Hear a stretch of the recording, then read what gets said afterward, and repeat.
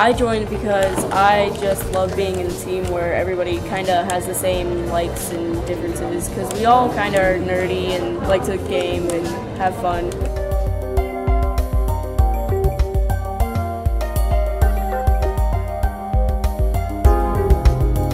I believe in STEM. I think it's great for kids. It's hands-on. It teaches them how to problem solve. I want to be a robotics engineer when I grow up, and I feel like this will give me a good thing to put on my college application, and B, will give me a good jump start on programming and building robots.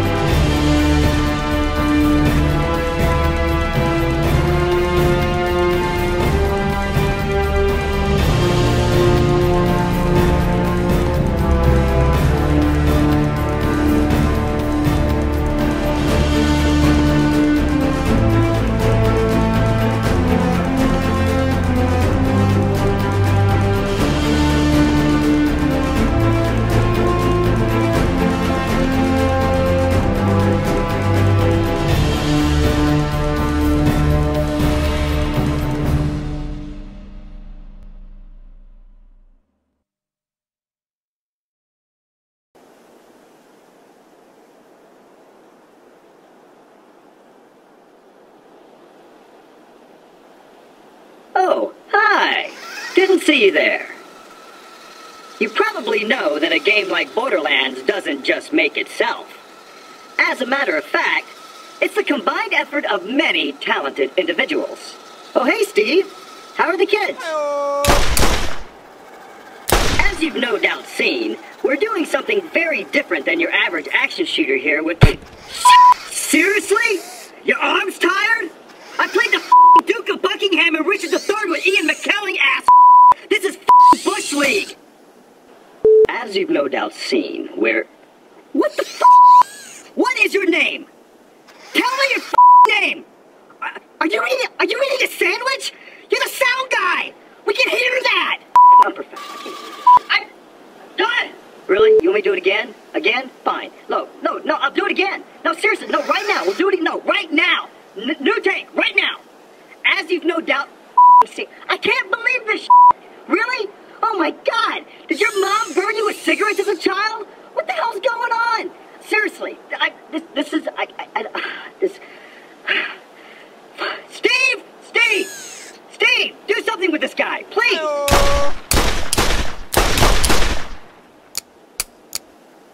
I'm sure you've all heard that our game has, like, a million bazillion guns. But what people probably don't know is that we generate our creatures the same way. I mean, there must be 20 different types of... Somebody drop this thing off me! Who got my cervix? My cervix doesn't eat my cervix!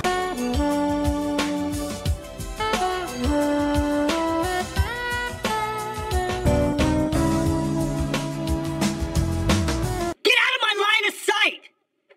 So unprofessional! Unprofessional here! I cannot believe this! I like you and all, but this is the last time that we are going to work together. I don't care who you are never working in this town again.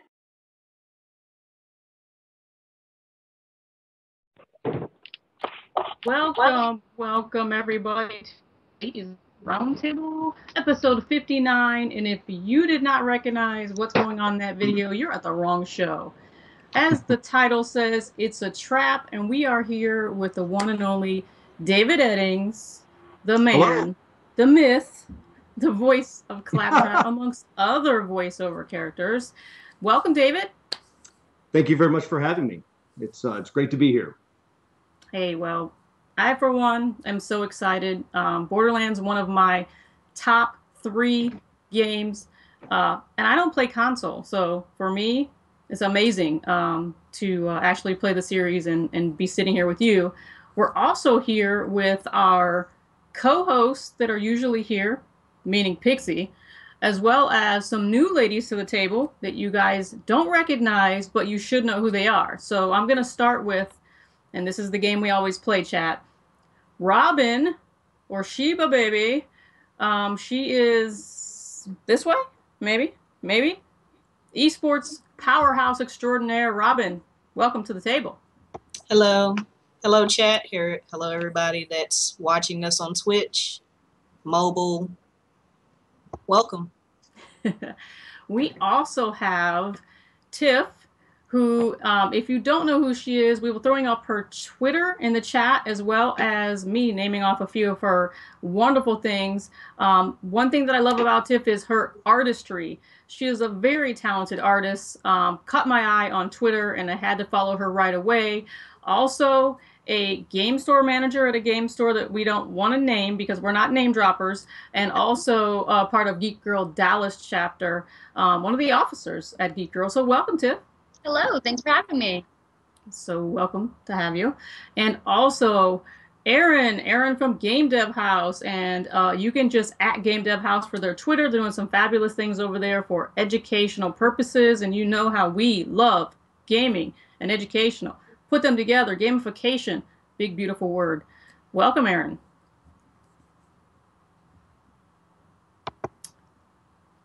Aaron, can you hear us okay? Yes. All right, welcome to the show. Thank you. And Miss Pixie has a bit of a cold, so she will be chiming in here and there. So Pixie, say hi to your fans. Hi, guys. Hopefully I don't give anyone stars. If I do, I apologize. Oh, Pixie's a trooper. You know, we think that we might have to send her to the place with a special bubble because she picks up every germ that there possibly is known to man and keeps it for weeks on end. I don't know what's going on, Pix, but we hope you get better soon. Well, I mean, I basically live in my house, so I have this bubble, and the issue is when I go outside of it. Well, we can't say that you've been in any conventions lately, so you don't have any kind of convention cooties. Pretty sure I got it from the grocery store. Remind me later, I have a great convention cootie story to tell you. Little show and tell as well. Tell it now. Go ahead. Well, yeah, you've introduced everybody now, right? I have. So, all right. Well, if we want to, well, this is a heavy one to start off with, actually. Last PAX Prime, I should say. I failed to wear long sleeves, and I had a mosquito bite on my elbow. And on the very last day, I had dinner with the guy from Wargaming, a friend of mine, and I had my elbow on the table, and it felt a little sore, like I had hit it or something, you know. And by the end of the dinner, it was swollen up to like little, you know, grape size or whatever. And by the time that I got to my hotel and packed and was headed to the airport, it was about size about half a plum. Anyway, long story short, it swelled up quick. You could actually watch it swell and grow. And I don't know if you can see the scar, but they did a nice little operation on me. Let's see, here we go. If you can see that. Yeah, nice little, opened me up a couple of times. So, you know, it's really, really nice to keep some antibacterial hand rinse with you, you know, when you're going to the shows and so on. You're meeting a lot of people. Everybody should be careful. The fist bump is actually turning out to be a very healthy thing to do as opposed to handshakes and so on. But it's a very strange place to get that. You know, though, like I said, there was a mosquito bite. So I think it was me putting my arm around people.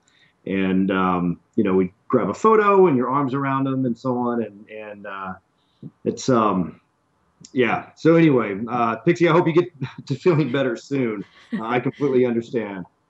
So as we say in our disclaimer, when you're going to conventions and you are packing that convention bag, must-have item is the Purell. I'm not saying you got to buy Purell brand. If you can't get it, get something. Just go to Sam's Club, buy like a 10-pack of the hand sanitizer when you get back to your hotel at night. Literally just bathe yourself in it. I keep them on me. In fact, at Gearbox, we have a jar and we have different stations around. But the thing is, when you go to these conventions, you know, if you go on the very first day, you see some people that are wearing these amazing costumes and they have makeup done and they spend a lot of time making it and they're showing it off. The next day, they're wearing the same costume again. It took them, you know, months to make this thing, and you notice that the third day they're wearing the same costume as well. And oftentimes, I understand why people may not want to go ahead and wash all the makeup off, especially when they have to redo it every day. So, you know, by the third day, you know, that's when the Purell really, really helps. So that's not the day necessarily that you want to be giving everybody some really, really close hugs. That's the fist bump day, I think. So definitely a nerd pro tip for conventions. Can't leave home without it. Yeah, I've been going to conventions since I was a kid, so you pick them up here and there. But anyway. So David, we're going to roll into our interview segment, which we're going to talk to you a little bit about your how you got started, some of the longevity of your career, because it's been a great career. Not over yet. We're not talking to you like you're dead, you know. And you've got some things coming really up. Close, by the way. Yeah, I'm really close. Well, we're glad you're here, and we're glad to see you healthy and on the mend. And some things that you have coming up.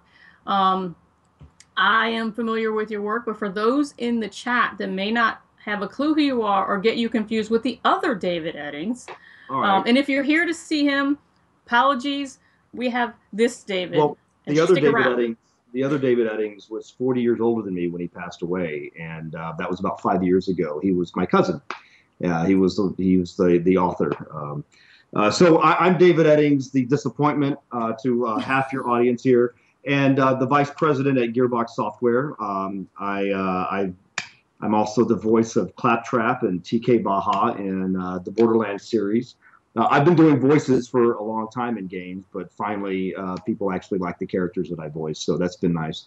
But that's who I am. I've done everything from game publishing when I was at Gathering of Developers or God Games. We were famous for publishing Max Payne and Serious Sam and a whole bunch of other games. And I had a toy company for a little while where I did like the first Call of Duty action figures and Unreal Tournament and some others.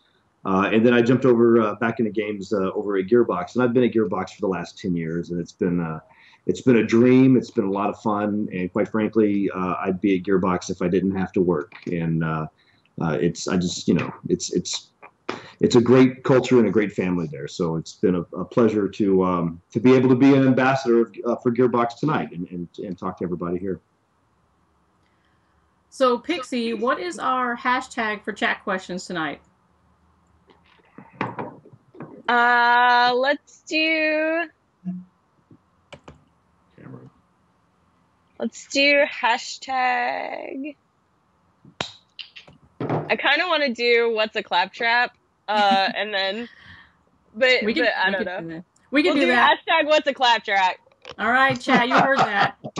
Anybody got questions for David or any of the hosts, you need to throw up your hashtag It's a Claptrap in the chat before you throw in your question, and we'll get to those questions. Keep those questions coming. I promise that we'll get to them. If we don't get to yours right away, don't panic and spam the chat. We see you. We will get to you. Please have your chat etiquette and be kind to your fellow nerds. No trolling, because you know what happens with trolls. The ban hammer comes out, and we have to remove you from chat. So I am going to start off with the first question of the night, David, to get things started, and then we'll throw them over to the ladies. I want to know, for my own personal amusement, at some point in the show, could you please do just a little bit of TK for me? Because I can do it right now if you like. Awesome. Okay. All right. TK Baja is the one character in the game that I actually just use my natural voice, and so I just get in character, versus like Claptrap, where I do it in character and we also run it through post-processing. So this will sound exactly like TK Baja. It's let me see. I mean, it's been a long time since I've done it. He's more like you should have seen the look on your face. Smells like off-worlder. So there you go. There's TK Baja. I love TK. I give you a hand because that is so sweet. Awesome. It's so sweet. It's hardly any effort on my part whatsoever. You know, I seem to think that there's a little bit of David in TK. You tell me if I'm wrong. There has to be just a little bit in there. There's absolutely there is. A lot of people tell me that I don't have much of an accent. I've lived in Texas almost all my life. I'm kind of from all over the world, but Texas is the only state that I've ever lived in the U.S. And I don't know why. I just never picked it up. But my family, my mother and my all of her side of the family, they have a very strong Texas accent. And for instance, my mother would say, would you like some mower? Like I'm going to go mow the lawn with a lawnmower, right? And that's, the one syllable word stretched into two, sometimes even three syllables. That's a, very Texas thing. So TK Baja is basically what I sound like when I'm around my family during Thanksgiving. It just kind of comes out that way. I have no idea. So I was able to channel that and put it in the game. I'm glad that you liked it. It was unfortunate that it was killed so quickly in the game. That was a surprise to us all. Actually. Yeah, I was a little heartbroken because I grew fond of TK and his personality and how much he enriched the segment of the game that he was in, and it was great while it lasted. It's very high praise. It was Zach Ford, the level designer, an amazing level designer, as a matter of fact. If you played the game and you've seen the Zafford family, that's Zach Ford. That's his gamer handle. He just decided to have TK Baja hanging by the ceiling fan or whatever because he wasn't used anymore in the game. So he just made a decision. We all found out about it later on, but he shows up again as a zombie in one of the DLCs, and he's quite the character. But he's a lot of fun to do. I love him, but. I think you're like one of maybe 3 people that even know that character. So thank you very much. I'm flattered. Pixie, you've got a question. Yeah, so this is kind of a two-parter. The first thing is, do you ever find it weird to hear yourself voicing these characters? The answer is a lot of times, yeah.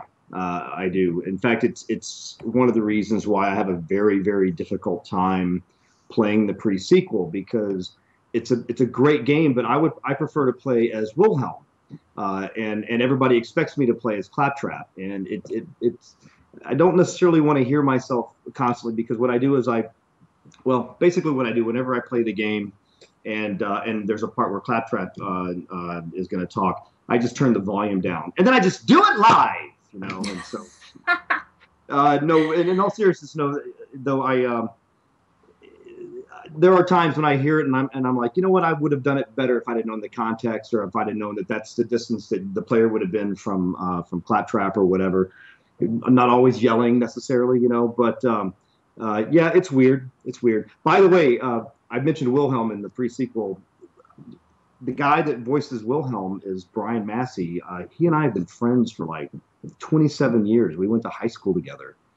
And I didn't even help him get the job. He just happened to be picked to voice Wilhelm. So it's really cool for me to play him, and I think he likes playing my character. So, but we've known each other for a long, long, long time. In fact, we also went to high school with Kyle Hebert, the voice of a few characters on Dragon Ball Z, and he's the announcer for Dragon Ball Z, and like I think he's like Gohan or whatever.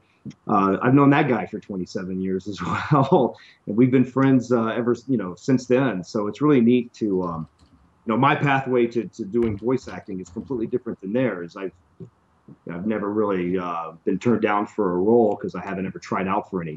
Just kind of something seems like it's a natural fit. We do it, but it's been fun to be able to work with Brian Massey in a way, and I'm hoping that I get to do the same thing with Kyle Hebert one day, like we get him in one of our games. That would be really cool. And then you kind of answered the second part of this, but what was the second part? What did I answer? You turned down the volume, and you actually you just voice yourself live. And what I was going to ask you is, do you ever find that randomly you essentially speak or you embody some of the characters that you play, just randomly? It's kind of like, what would TK Baha do? I never think what the character in that scenario. I wouldn't think like what would TK Baha do. But what I find is that in certain situations I actually am that character in a very small way, and I think what I do with those characters is I really exaggerate different parts of my own personality, which I think is what actors do, right? I'm not an actor though. That's the thing. I try to it just kind of comes out. So. I think one of the reasons I was probably asked to do Claptrap, in fact I was at Randy's last night. Randy Pitchford, our CEO. I was at his house. My wife and I were at his house, and we were talking to some other folks, and somebody was asking about something similar, and talking about the process of even doing the character itself, or what how that was created, Claptrap and whatnot, and there was. In the like later in the stage of not early in development but later in the stage they realized they needed a sidekick to remind you that you needed to do your missions and so on. And so Randy came to me and said, hey, you want to voice this one, and create the character. What is that, what is that to you? So I imagined what a sidekick needed to be, and I drew from like the old Warner Brothers cartoons, or I imagined like like a kid, like a sibling that's like 4 years younger than you, that you're kind of forced to babysit for a little bit with your friends, but you kind of want to, you'll beat on them a little bit and hit them and stuff like that, but you're not going to let anybody else do that. But if you remember the cartoon, the Warner Brothers cartoon with the bulldog and the little dog, he's like, hey Spike, let's go beat up a cat. Come on, Spike, let's go beat up a cat, right? And then Sylvester walks in a room, whatever. Then there's like that Black Panther that was escaped from the zoo that beats up Spike. And at the end, the little dog's like, yeah, Spike, I don't know what because he keeps beating up the cat, whatever. Anyway, there's that, and then there was like Johnny Cab, but. In creating the character, the reality is that I think there was a reason why Randy came and asked me to be the character, and maybe it's because I'm not saying that I'm Claptrap, but every now and then I think a little bit of Claptrap comes out, and it's probably annoying and endearing at the same time. Probably more annoying. Go ahead, Tim.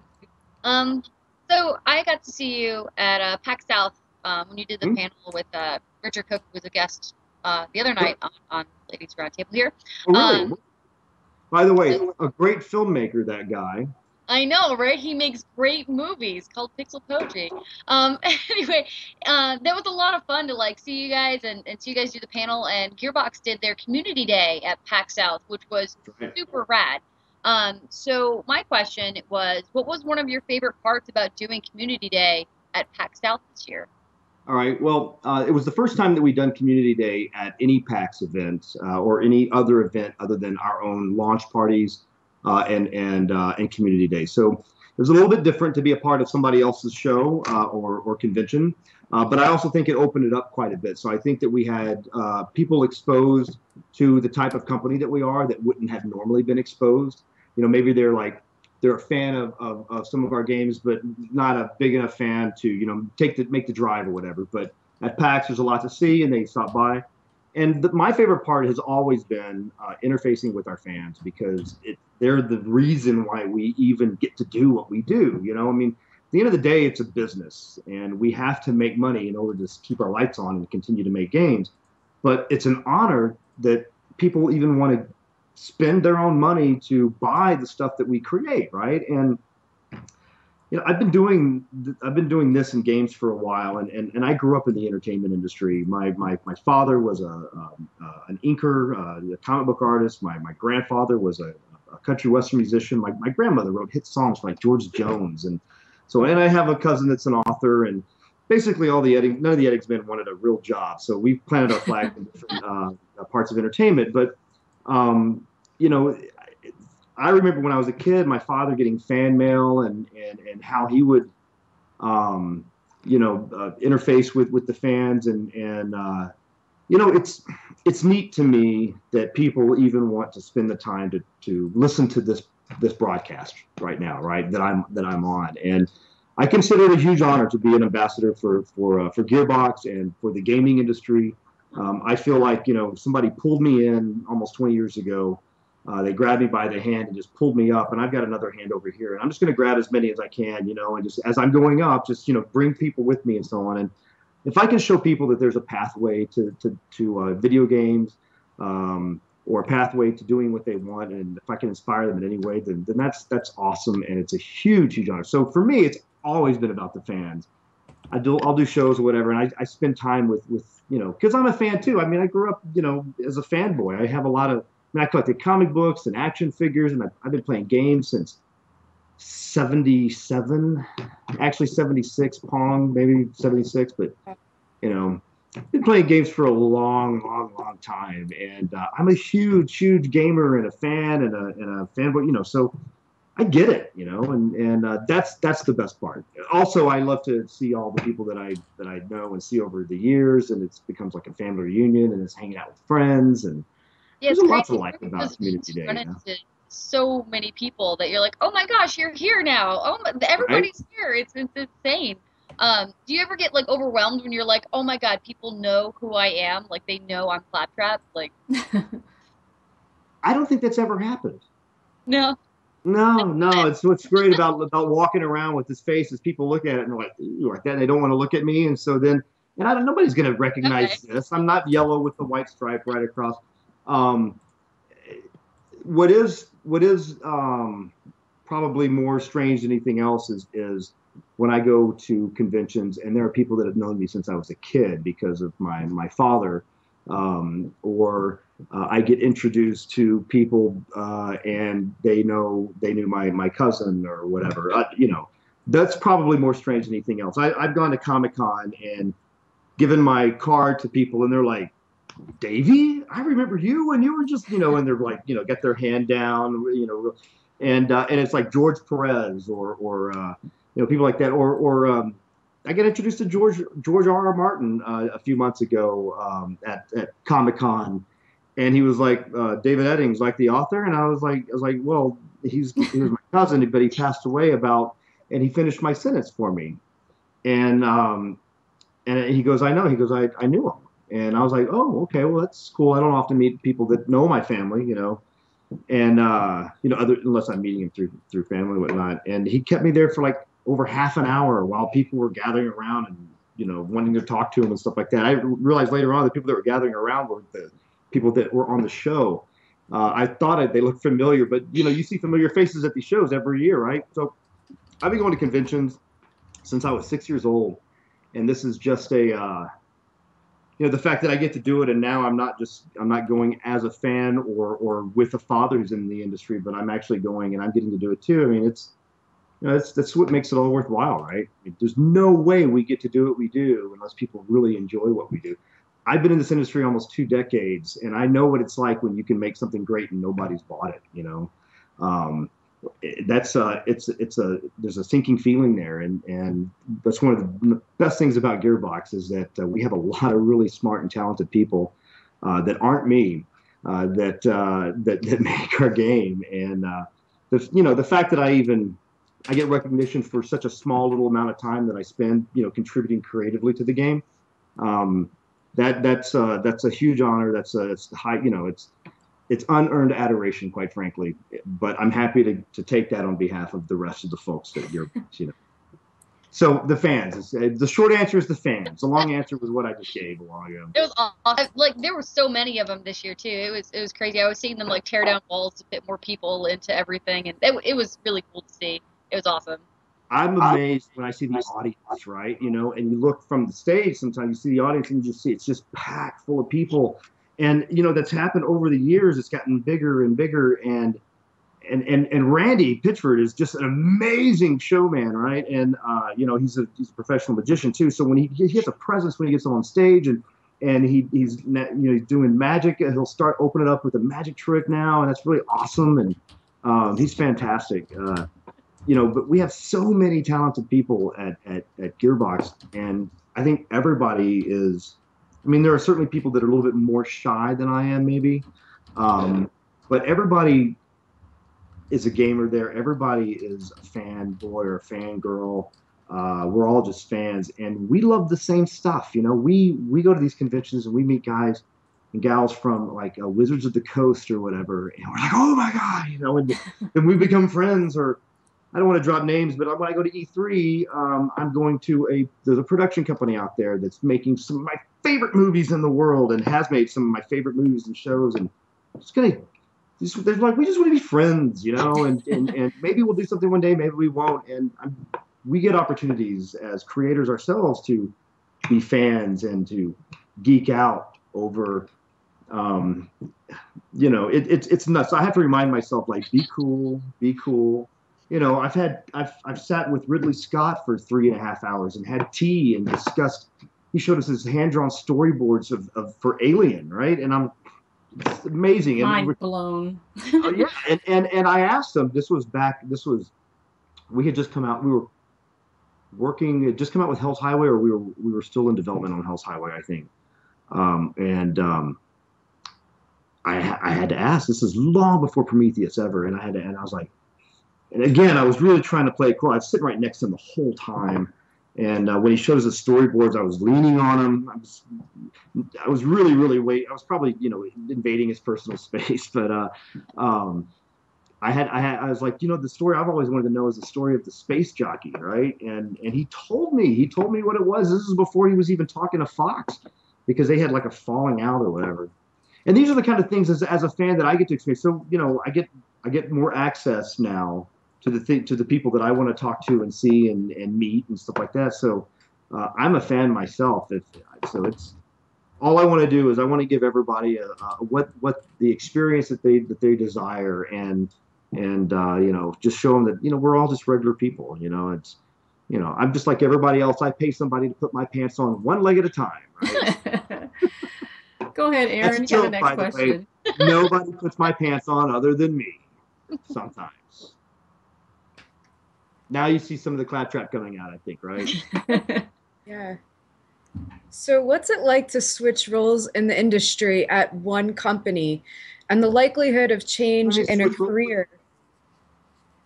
I'm sorry, switch roles, how? Oh, you mean like doing two different things? Yes. Okay. I mean, the various positions that you hold are so eclectic and different in a serious capacity and then a more lively, interactive kind of capacity. So how do you put these different hats on? And if someone were to go in the game industry, is it possible for the average Joe to do what you do? All right, well, that's a great question. And there is a dichotomy there. And so sometimes, I don't necessarily have the freedom uh, to be as jokey on Twitter, because I also have a serious role at Gearbox, and I represent Gearbox from the business side. I mean, we have a very strong business team, I would say, at Gearbox as well. All of our executives can bring in business and do some great things. And we work together. So that does, put I shoulder some responsibility there to at least be serious sometimes, right? But the reality is I've been doing been voicing video games for my friends for a long time, and I've always been doing this. Even before I got in the game industry, I was voicing stuff in a game called Sin that was done by Ritual Entertainment, and I was like the techs and the Marines and the scientists and that, and just did it for fun, right? So there's always been that desire to contribute in a creative way and do what I can to help out my friends, right? But at the same time, I was also helping them write, like I would write their press releases too, And I didn't work at Ritual, by the way. These are just my buddies. So anyway, I have to put a serious hat on sometimes, but the reality is I'm living the dream, and I'm making video games. While I'm pushing a lot of paper and I'm having to do a lot of stuff behind the scenes, some of the things that I'm most proud of in that regard are like the Tales from the Borderlands game. That was my idea and Richard Igo's idea. We were literally drinking a pint together. Richard Igo was a friend of mine over at Telltale. And I remember the day that I saw him, and he told me that he had just landed at Telltale, and I was like, "Oh, I'm such a huge fan!" In fact, we're all big fans. Most of us are big fans of Telltale at Gearbox. And I was like, "You're killing it!" Like Poker Night was awesome, and you're, The Walking Dead, you're killing it there. And so we do this Poker Night 2 where Claptrap's in it. I got to put that deal together with him. I licensed out Claptrap. And then we're talking about, well, what other kind of stuff, you do licensed properties, what kind of stuff are you looking for? And he's like, well, we're looking for things, that could tell like a lot of different stories. And I was like, Borderlands has 1 billion stories if you think about it, right? There's other worlds we haven't even explored yet. You could do like a Borderlands, you could call it like Tales from the Borderlands.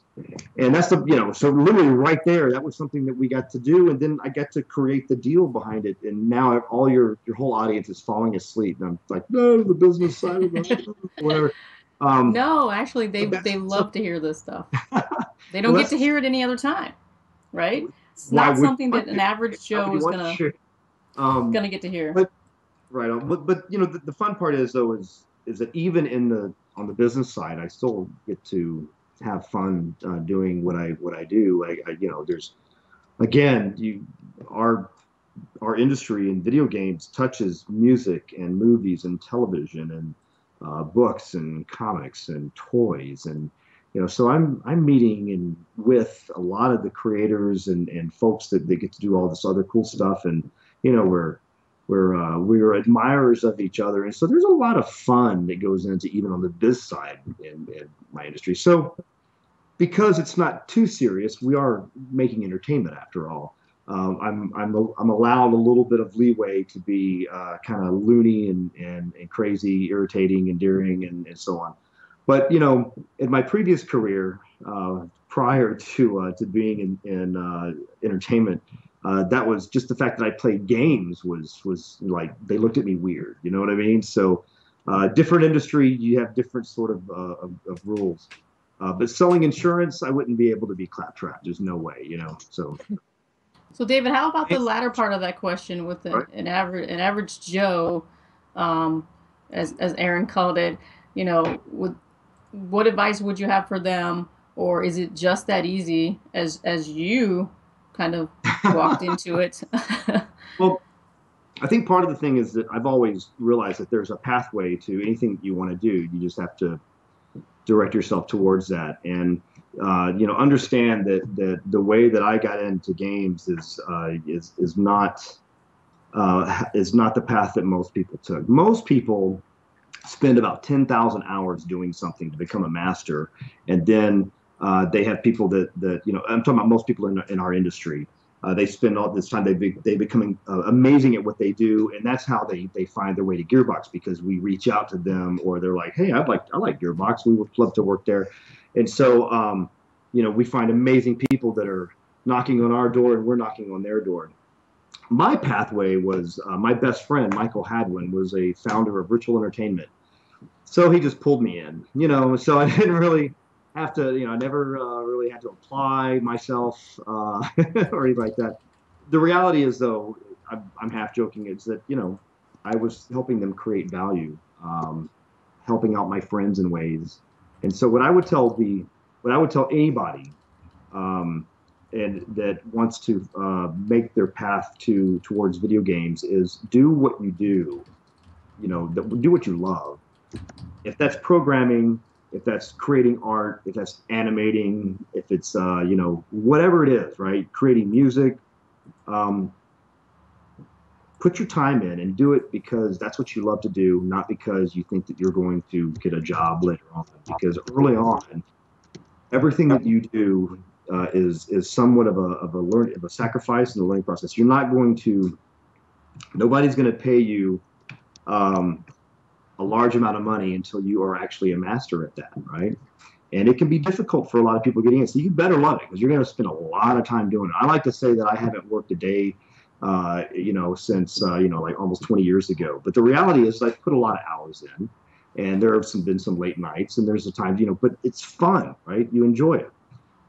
So if you want to be a programmer, if you want to do whatever it is, just do it do it anyway. And then release it for free. Let people see it and listen to what they have to say, especially if the professionals. Take the criticism, don't always defend. Just listen to what they have to say, interpret it how you want to, and get better and get better and get better. Some people want to apply for a job and say, I know I can learn on the job. That's great. It's not going to be at a place that's making the stuff that you dig, and but if you want to go in, there's some pathways, like QA is a great one. We actually have a guy, the producer of Borderlands 2, who was on the Forbes 30 under 30 list, who started off in QA at Gearbox Software. And that's a great success story. And I know people that are lead level designer, lead game designers, programmers that all started off in QA over the years. And so that's a great pathway to go. But there's a lot, and there's not necessarily one way that you have to do it, right? Certainly the way that I did it is not very typical at all. But the idea of creating value, whatever it is that you do, create some value, and people will absolutely want to have you on their team. So if you can figure out how to do that, how to contribute, right? Then people want to work with you. Robin, you're up next. Did I answer your question, by the way? Yes. Okay. I answered way more than your question, right? It's the details, That's why we're all here. Right. Well, first off, David, I'm a huge fan of Claptrap, the Borderlands series. So unlike Charvista, or I call her Char, she likes TK Baja, I love Claptrap. So Claptrap more falls along the lines as my personality, because I'm all over the place. Right. But anyway, you kind of already answered the questions I was going to ask you, but I know a lot of people out there are wondering, what it's like to be a voice actor of a video game character. Can you just kind of reiterate, because there's some people that are just now joining us, to share, your experiences, take us on that journey. Okay. All right. Well, I'll start from the beginning. My father used to read to me and my 3 younger sisters every night after dinner, and he would read, a series of novels like, the Chronicles of Narnia or something like that. And my father, who's a very, very creative guy, an incredible musician, an incredible artist, and he he would do a different voice for every character in the book. And he would remember the voices not only throughout the book, but even when the characters would show up later on. And so, I grew up with a father that would do a lot of different voices. And also, the fact that I was watching a lot of cartoons as a kid and so on. And Mel Blanc was certainly a huge influence. As a matter of fact, when I was 8 years old, I got to have lunch with Chuck Jones when my parents had lunch with Chuck and his wife, the famous animator Chuck Jones, whatever. So I grew up watching cartoons and doing different voices, being exposed to that. When I first started my working when I was younger as a professional, I got into the completely wrong business, and then I decided to get into radio on accident. It was kind of weird. Started doing voices on air. I would do voices for commercials, and I would do voices as characters or whatever. And I also had a split side where I would do like news as well. So there were times I had to be serious and I had to have my news voice.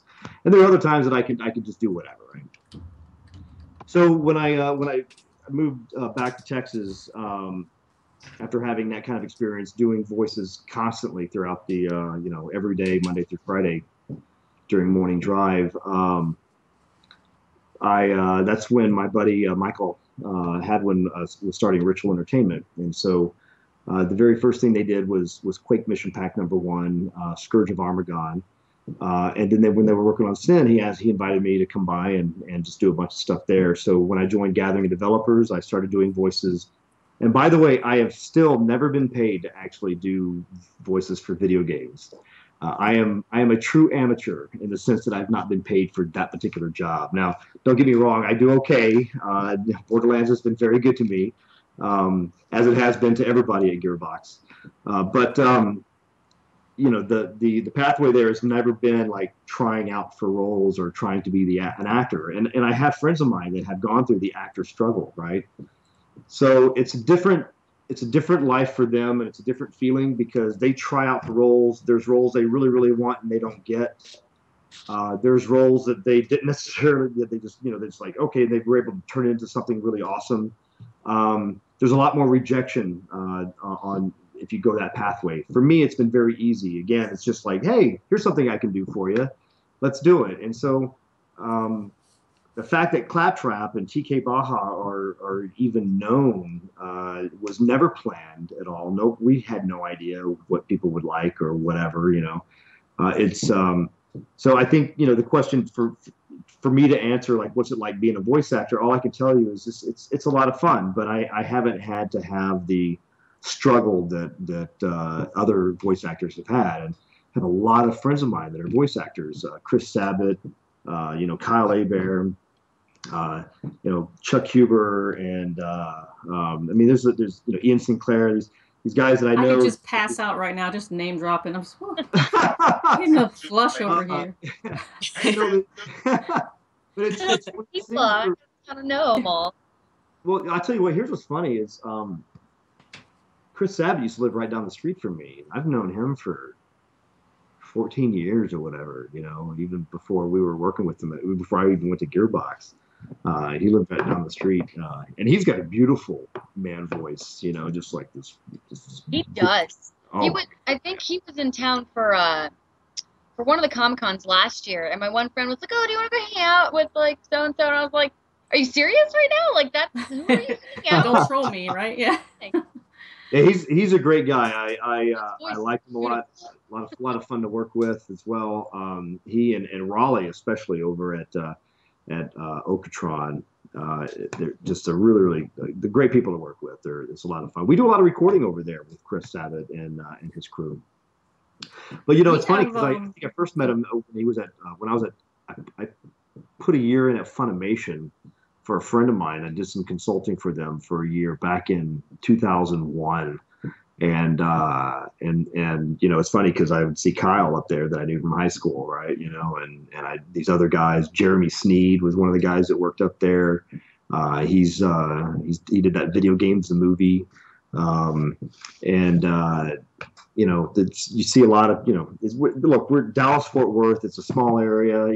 Everybody in entertainment knows everybody. You know what I'm talking about. Yeah, like everyone. Yeah. Right. I moved from Pennsylvania. And I was like, You're kidding me. There's so many people here. Like, this is insane. It's been a fun time meeting so many people in this small little area. And you realize like, everybody's normal. Well, we're not normal. I wouldn't say that anybody's normal. But we're just people. You know, everybody's just, we all are. And so everyone goes to Vickery. What's that? Everyone goes to Vickery and hangs out there. Yes. You see a lot of faces over there for sure. Yeah. That is awesome. So, you know, man, like just to have you on the show right now and just listening to you talk and share your experiences is you're giving me all this imagery as if I'm actually there with you, that I actually, you know. Right on. Well, I'm glad. Well, that means I have the experiences that you experience. So my follow-up question to that is, you know, because me, myself, you know, I'm from Dallas, Texas. I'm currently in Irving, Texas. So what advice or tips can you give to those who want to make a career in voice acting? Advice. I call all the people that I just name dropped a while ago. That's what I would do. Or at least follow them on Twitter. Come on. I honestly, it's the strangest thing. I don't have any real advice for anybody. I've never had to put together a reel. I've never had to try out for a role. It's you know, like I said, my experience is completely different. So any advice that I would have would basically be an amateur's advice. If I gave advice, honestly, I wouldn't know what to say, quite frankly. It would just be all we've had some voiceover actors. Right? It would be bullshit. Me to give you advice would be bullshit. Here's what I would say. Get a best friend that starts a game company, for one, right? Two, just hang around there a lot. And by the audio studio especially, right? And then just maybe somebody likes your voice for a particular character, or they don't have a lot of money and they need some free help. That's the way that I did it, right? So, if it ain't broke. Terrible advice, by the way. Don't do that. People will think you're very annoying if you do that. They did it with me. They think they were just trying to get rid of me. That's why. So, no, or it could be the opposite. I would be remiss if I did not get Killa's question out, because he's been waiting for us to throw this question at you, and I'm gonna let Miss Pixie throw it out there because it's the question that we get for the guests every week, time and time again. Go ahead, Pixie. All right, so this one's kind of a multi-parter. If you were a cupcake, what kind of cupcake would you be? Well, first of all, I'd have sprinkles. I mean, that's a given, right? And I wouldn't be carrot cake, although everybody should try a carrot cake cupcake every now and then with the cream cheese on top, but that would totally not be me. You know what I would want? A cupcake that I would want to be a cupcake that I've never had before. And I think it would be like a cross between, like I want a fudge center, right? You know, can you do that? And then in the center of the fudge, bubble gum.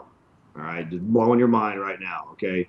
Around the bubble gum in the center, like the core, and then fudge around that with a candy shell, and then the cupcake. It could be like strawberry, whatever. And then the icing, I think, would have to be really like the like just vanilla icing is, you know, I know it seems plain for most people, but it allows you to put any sprinkle you want to, and then you have to put a gummy bear, and that would be me. Bam! Wow. What kind of cupcake is that? That sounds like a you know, no offense to anybody in the chat or anyone. That sounds like a pregnant woman's cupcake. Oh my God! Well, there's pickles and sardines on it too. Okay. Oh my God. You covered everything in there. I know. Oh, I forgot popsicle. There's a popsicle on the bottom side. So it's, you know, Somebody it's a multitask. Throw a jar inside of this cupcake and just pushed it right down into the center of it. Well, guys, if you didn't know David from Adam, this would tell you a lot about his personality. David's such a hard worker, a multitasker, and can't sit still, if you haven't noticed. So this cupcake represents all of that in a nutshell. It's like, wow. Good, very good. So we So- kind of, Go ahead. what else has been asked is It's actually another cupcaker. So if different flavors of cupcake could talk, which one would sound the most like you? Well, again, I don't know what name we should give that cupcake that I just described, but it was not complete. So there are better cupcakes out there, I'm sure. But if we're talking about regular cupcakes, like, you go to, I don't know, do y'all have like the sprinkles or what's there's a, I was in the hospital not too long ago and I sent like a bunch of cupcakes to the medical staff because I spent like over a month there. I forget what they're called, but they're famous cupcake company, whatever. All right. You know which one would sound like me would be the carrot cake cupcake. That's the one that would sound like me. All yeah. right. So inside, I'm a totally different cupcake. I'm not the outside. No one understands what kind of cupcake you are. They just don't understand you. No one understands my cupcake. Right. I have a chewy middle. All right. It's just. So in the chat, we have Redbeard. Captain Redbeard's in the chat, and he's throwing throwing you under the bus and said if you could put the booze in the cupcake, that's David's cupcake. So wow. I love you, Captain Redbeard. Tell me. Speaking of booze, I have been doing a little bit of drinking, which I only do after 1 o'clock in the afternoon. So I don't drink. I only get started too early because I do have to be serious sometimes. Sometimes, but not right now. So we're moving to our. By the way, tell Captain Redbeard that he can hear you. He could have been right here in this chair. I have a chair on the other side. He could have been on this thing too. Hey, he's on the show in a couple of weeks, so don't worry. He's never been to my house. He's been invited. He's never been to my house. Oh! All right, there you go. It's the gauntlet's been thrown down. Well, we can come over. Like, I have a great place for all of those that are in Dallas that are on the show with me right now. I have a great place for entertaining. It's a lot of fun, and you're more than welcome to come over here. So does that mean the ladies of the round table, if we should make it to Dallas, are invited as well? Of course. Of course. It would just be difficult. It's a party at David's house. Outside. Well, I'm local. I'm on my way right now. Yeah, right now. She's gone. Drop the mic. Out of here. You're in Dallas? You're in the area? Yes. I'm in Irving, Texas. So it's still you're still in Texas. I mean, even then, Texas is like 5,000 states. It's a suburb. So. It's like you could just get on George Bush and you could just make your way over to my place. All right, bye y'all. No, President George Bush Turnpike is a toll road. Not like get on his shoulders and ride W down to my house or whatever. Wait, no, darn it. You ruined my life. I was hoping I could just ride George Bush's back. Get along, little doggy, get along. Different George Bush. So we're going to move to Robin's host topic for the evening. And Captain Redbeard's number is this him? He might be calling me right now. He might be. Yeah. Brian Austria, you're not going to believe this. I'm actually on a Skype show right now on Twitch TV. Are you watching it? And that's why you're calling me? It's been a long time. Can I call you back later? I thought you might have been going to ask me a question on the show. Hey, how do I tell them to get on to check this out? Go on Twitch TV. Twitch TV and Ladies of the Round Table. Well, Ladies of the Round Table, if you probably heard that. And you can watch us talk live. I'll call you back, so you're not going to tune in. Damn it. All right, bye. We were talking about unfriend him. Captain Redbeard. Might have been him. Unfriend button. He'll be home soon. Like I live with him. So he says he should call you right now. And if you're gonna call him, you need to let him know because we'll have him pick up the phone. But don't troll. It is Friday night, by the way. Y'all are more than welcome to come over tonight. And after the show, do the show and then come over. Right? I call in my babysitter. That's what I'm talking about. I know it's like late, but it's like late, but yeah. How old's your kid? You just bring him. Just bring him. There's a spare bedroom. You can put him down. They can sleep. Good. She like passed out like real early. I was like, baby. Don't wake her up. Yeah. No, she'll be sleeping. Hey, that's a whole other show, guys. So the party at David's house will be scheduled, chat. We will have it live, and You will be able to chime in and tell us if our party attire is not correct and our drinks are not cold enough. But today, right now, I'm going to segue, and I mean it, David. I'm going to segue over into Robin's topic. All right. Get it, Robin. Well, okay. Oh my God, David, you're so much fun. I love you already.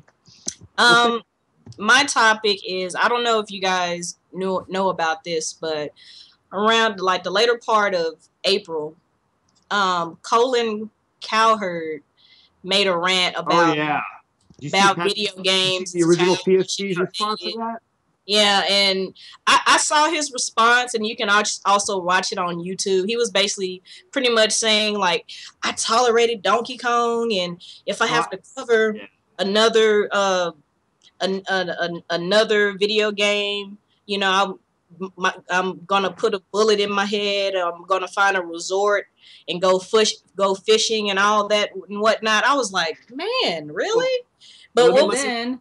But our friend PSP was on the scene. Yeah, I'm sorry. Yes, the savior we need. Hey, wait, Robin, real quick, I got breaking news. I gotta break in here because Redbeard says to tell Tiff that he will be home late because he's going to David's right now for a beer. Awesome. But he has to have tacos first. Tacos now. Tell him to bring the tacos. Bring the tacos here. Tacos, the nachos. I hope he's hearing this. He needs to bring some tacos. He can hear if he shows up without tacos, he does not need to come nachos, and margaritas for me. Well, I think I know where you might be going with this, but I want to chime in on the Cowherd thing. In a way, I kind of understand where he's coming from because I was a sportscaster myself for a little while when I was doing radio, and when I lived in the Cayman Islands, and I had to report on games like cricket.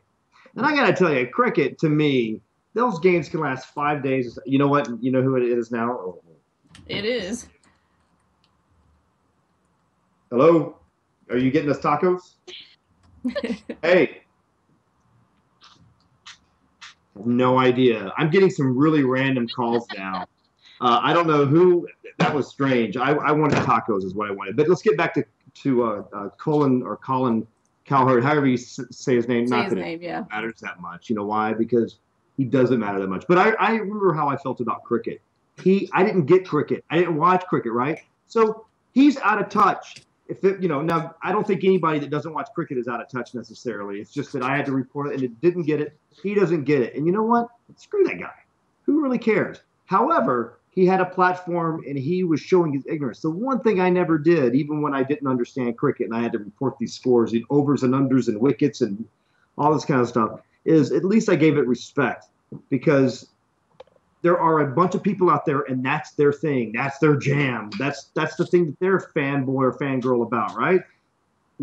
Everybody deserves to have that thing.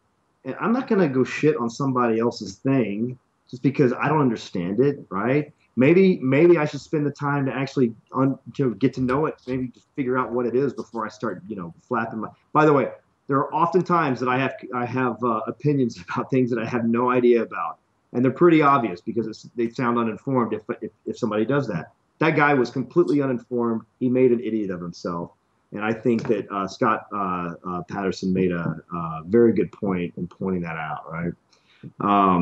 But you know what? Here. Don't ask about cricket. I don't know shit about cricket. Because early in the year there was like this huge Dota 2 tournament. Oh, I know. Right? So it was like also on the ESPN. The International, which is like they pay to their own prize pool, so the prize pool is essentially infinite as long as they can pay into it. Well, I want to say one thing. If you're in the chat, again, disclaimer about your raid holes. Pixie, when she gets excited, she gets a little loud, so you might have to adjust your volume down just a little bit. I'm forewarning you because this chat is about to go live and we're about to get it. It's going to be real, okay? So adjust your volume accordingly. Yeah, it's about to get real talk here for a minute. Because, calling Cowherd, number one, fuck you. You are ignorant as shit. Bam. I'm sorry. The second that you not only insult a lot of what people like, but you also insult the people who play it by saying that we need to be locked in our mother's basements. Right. You are ignorant as Isn't it- shit. It's Right, like who said 100. that? It's like 155 million people in the United States play video games. The entire population of the U.S. is like 318.9 according to the 2014 census. That's like 50% of the population. Like, what the hell are you doing, you ignorant prick? And then thank you, PSP. Like, I love you. You are the savior that video games need, because I would be an absolute asshole. I think what you said was 100% on point, and I Thanks really for appreciate representing the fact the rest of that, us. like, you were eloquent in your response, but basically the end of it amounted to a giant F you. Right. And Um, just to Patrick Scott just said it. to Go ahead. just to touch on, just to basically back up what Pixie said, like just to read a little bit. Well, this, like, because I don't want to misquote anybody. Quoting, right? Yeah. You know, just so, like, if he's so, you know, so happen to see this feed, or, you know, his superiors or whomever might get it. Cohort basically said, if I'm ever forced to cover guys playing video games, I will retire and move to a rural fishing village and sell bait. Well, you know what, Colin? Get your fishing pole. In words of the FGC, the fighting game community, get ready to pack it up, because esports is here. We're big. There's people, a lot of big companies and sponsors are putting money into it. I mean, like, it should tell you something. Like I said, Dota sold out the Coliseum. It was like over millions of dollars in, like, prizes to be given out that weekend. So, you know, like, right now, obviously we have Twitch, we have YouTube, but we have scholarships being put out for League of Legends players for Right. college. Oh, if that doesn't tell you something. So we're coming back. So sooner or later, we're coming back to TV. It might not be with my generation.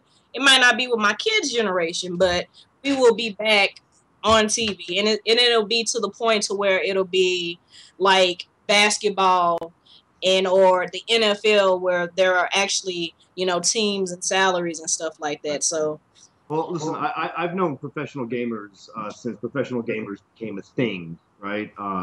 And I am so proud of what companies like Valve and Riot are doing, and Blizzard. You know, I mean, look, I've got a lot of friends at all those companies, right? And, you know, folks that are responsible for creating those games that we love.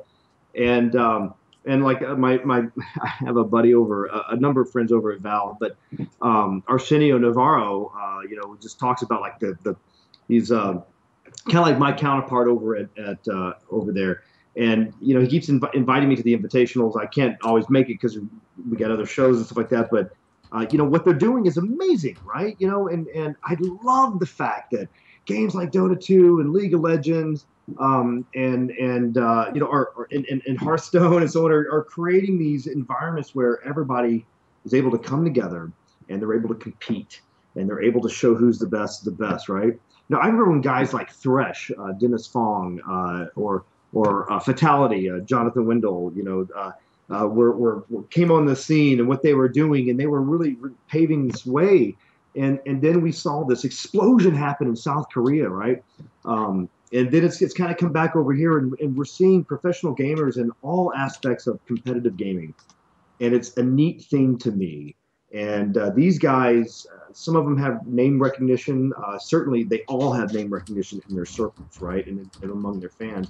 But I think we're going to see it get even bigger. I mean, we've yet to have, we may have had our Michael Jordan, but we haven't had our Michael Jordan yet in the sense of the guy that's world famous, or our Pele.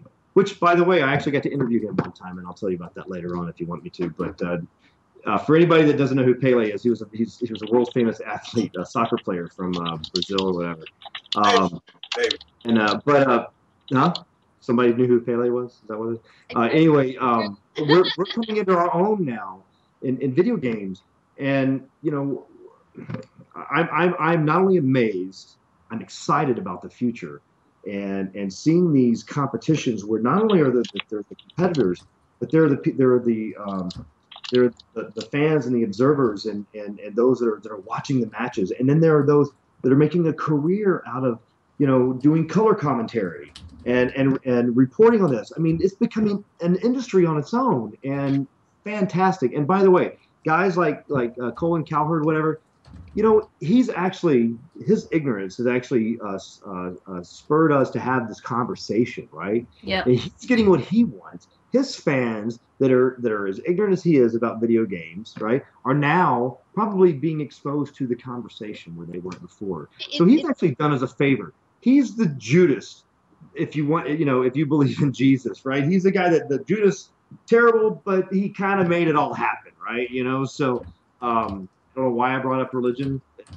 Anyway, whatever. But if you just look at it from the story perspective alone, Colin Cowherd, an ignorant mofo who just helped us all out and helped make this something that we're now able to expose other people to that may not have otherwise, right?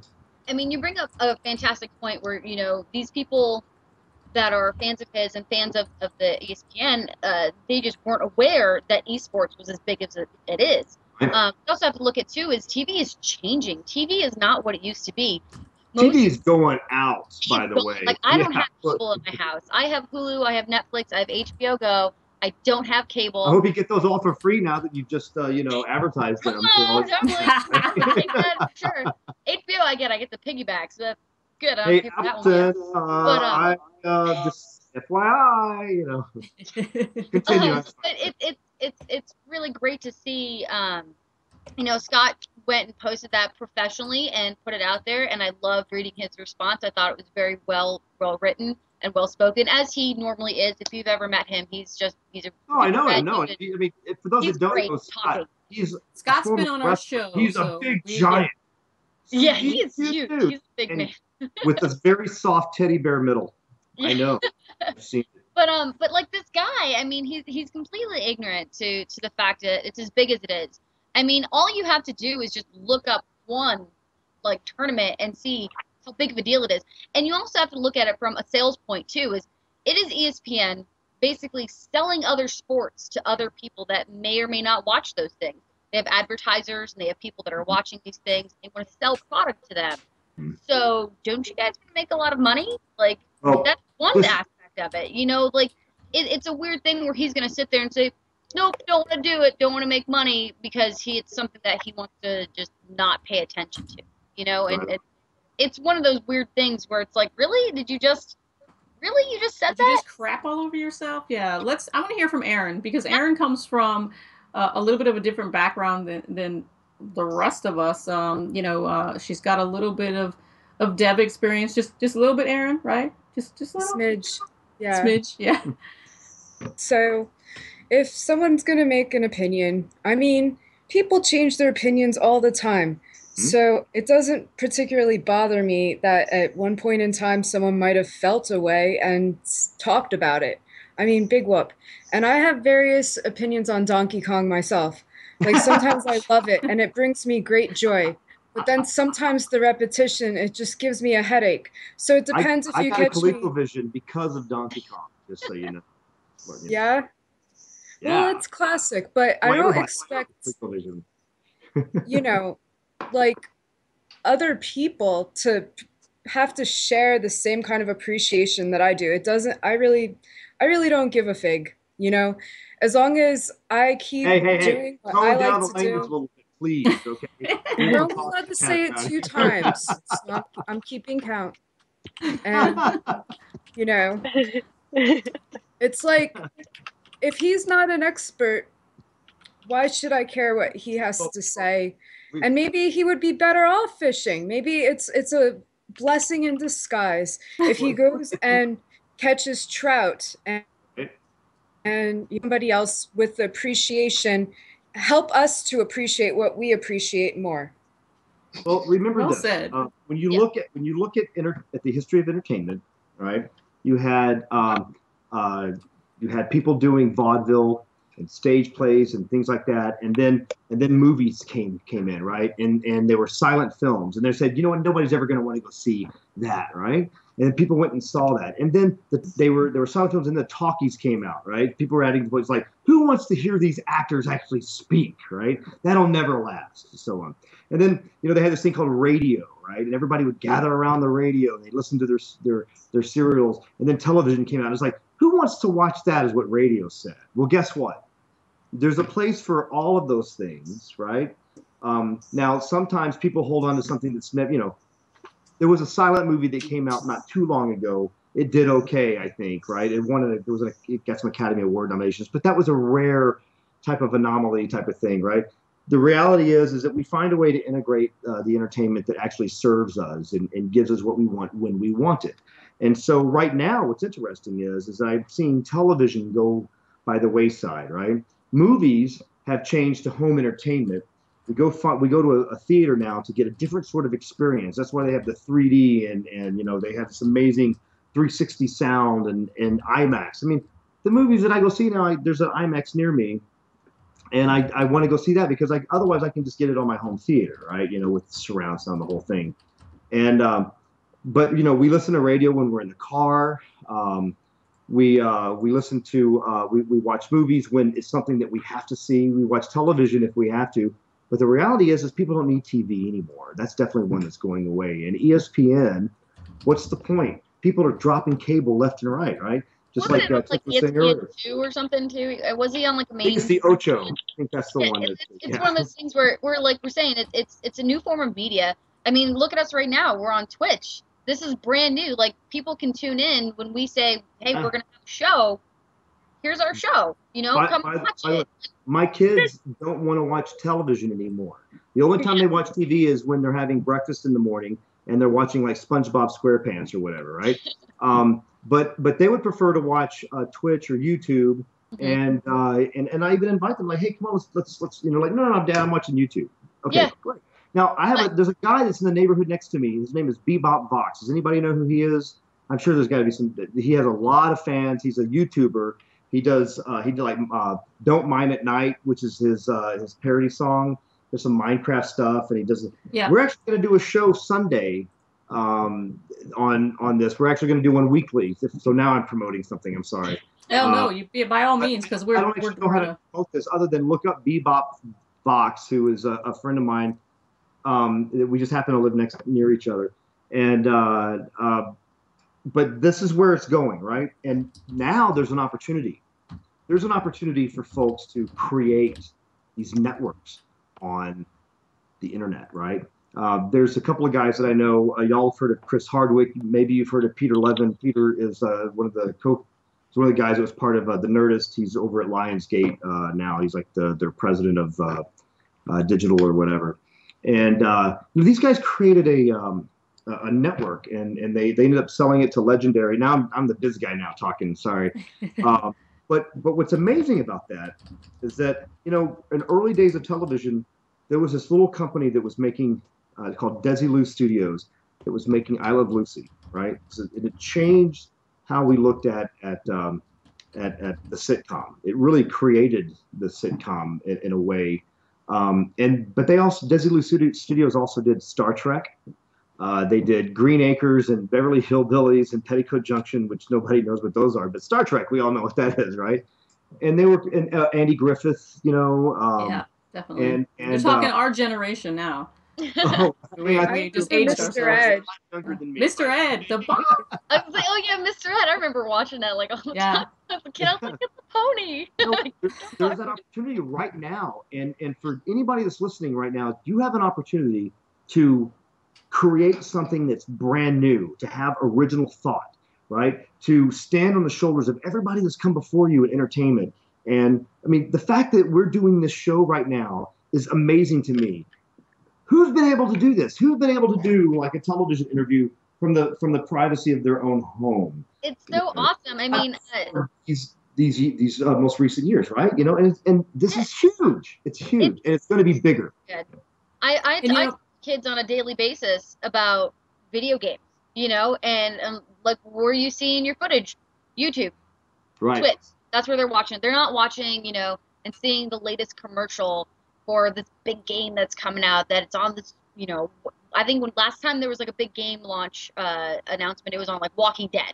They're going to prime time those things for that period, but a lot of times they're doing it on these different resources. And I just think it's really amazing that we all get to come together like this on Twitch and do this, and on YouTube and do that, and we get to make our own stuff. So whatever this Although guy's I have invited y'all to actually come here, we could all be on camera together. we do that at my house now. We do like Cards Against Humanity.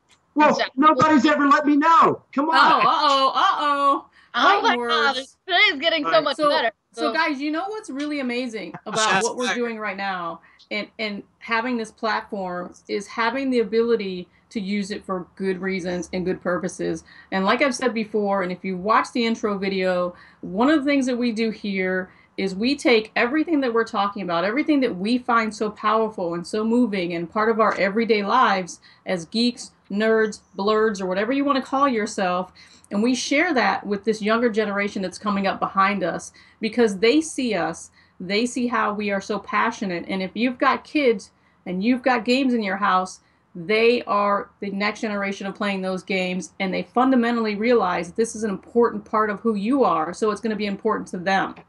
So what we've done is we've created a program that allows us to not only influence, inspire, and support these kids by various things, but we've also created scholarships, which are really important to getting kids into college by introducing them to video games, video game development, comic books, all these cool things as a gateway into STEM. And if you don't know what STEM is, guys, okay, Google it, but I'm going to tell you science, technology, engineering, and math. Yeah. Those are the core things that you need for life. Those are the things that are going to progress you into doing what we're doing, what producer Ian's doing in the background by making sure that everybody's on point, our sound is correct. If you want to be a colorist at a comic book studio because you love art, you can do that.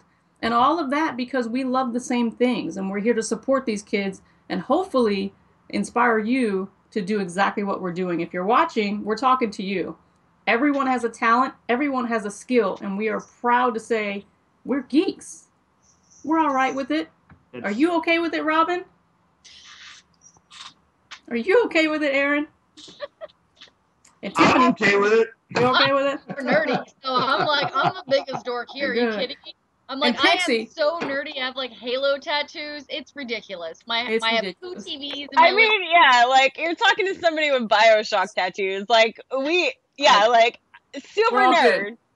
We're all good. Dedicated so be that nerd. Be your nerdy self. Don't let anyone tell you any different. You be you, because you are important. The nerds and nerds tend to gravitate towards science, technology, and but here's the thing.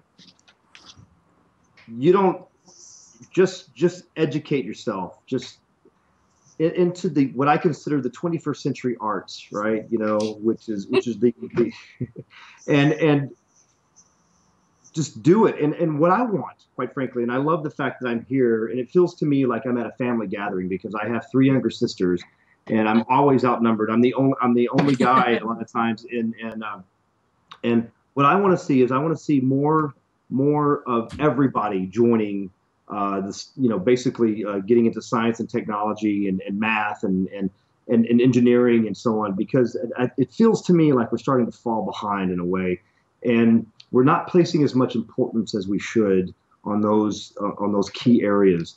And it's sad to me that look, we absolutely need people that are going to if there's a job that needs to be done, then that's an important job, right? But if you can choose a direction and any of those areas inspire you, then by all means, please do it. And we need to show that there's a pathway for everybody, those that are poor, those that especially women, especially. I feel like we don't have good enough representation of everybody that uses the technology and everybody that enjoys entertainment. I feel like in the fields that create those things, we don't have enough representation. And if we're, at Gearbox, our goal is to entertain the world, right? And you can't entertain the world unless you understand what the world desires, all right? And the only way to understand what the world desires is to travel, to be exposed to the different areas and different regions and to different people and so on. And we need way more diversity than we have. When I got into video games, it was the joke was, all of our fans are like 14-year-old boys, right? And these days, it's not only 14-year-old boys, but it's 50-year-old boys, and it's 14-year-old girls, and it's my mother-in-law, who's a huge gamer, by the way, is 79 years old. So there's 79-year-old girls that play video games as well. I've seen her complete Legend of Zelda at least 5 times, and I've seen her do that on my Wii. My son and my mother-in-law will play Legend of Zelda, and as soon as they finish it, they just restart it over and over and over again. And so I've witnessed 5 completions. I know she's done it way more than that. So, can my mother-in-law come to my house and party too? She can play Legend of Zelda with you, but she's really not much of a partier. She's 79 years old. She's about as old as my grandmother is, and she goes to bed a lot earlier, and she doesn't hear very well, so it's a lot of shouting. You know, to try to get her to understand. She fit in with Pixie. It's okay. Yo, I got this. I got this. And Aaron, right? That's awesome. So Pixie, I'm going to give you the last closing of this topic, and then we're going to move it on over to Tiff's. All right, so I'm going to backtrack just a smidge, and then we'll push forward a little. So the thing is opinions are like assholes. Sometimes they just spew out shit. I'm sorry. But you can't be a bully. You can't pick on an entire group of people. It makes you look horribly ignorant. So like Colin Cowherd, get your shit together. And then on top of that, you know, there's always going to be pushback when anything new comes out. It's just a fact. But you know, there have been some amazing TED Talks on how gamers are the future.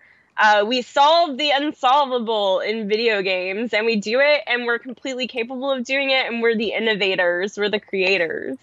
So it's, I think video games in particular do open up an entire different genre, and do allow us to do things that force us to be extremely creative. And I think part of the issue with this in particular is that instead of going and creating, we're going and playing to create. And so I would like to see some, and I'm talking to game devs, I would love to see actual video games where you create something and then it is spit out. Well, let me speak to that a little bit, if I may. My kids. I have 2 sons. Their ages 13 and 10, and they are gamers through and through. They have all the systems, all the current systems, the last generation systems, and primarily they're PC gamers, which is really interesting to me, right? Both of them have their own gaming rigs. You know, they have you know, Titan cards in their gaming rig. They have serious systems. Although my oldest son uses a card from a few generations ago, just because he's totally satisfied with that one, even though he has a card that's been sitting for a year and a half in a box. He just won't put it in there. My point being, though, is that when I got into games, it was around the time of like Doom and Quake and Duke Nukem 3D, and those games inspired a lot of people to start creating games, right? They were able to create their own levels.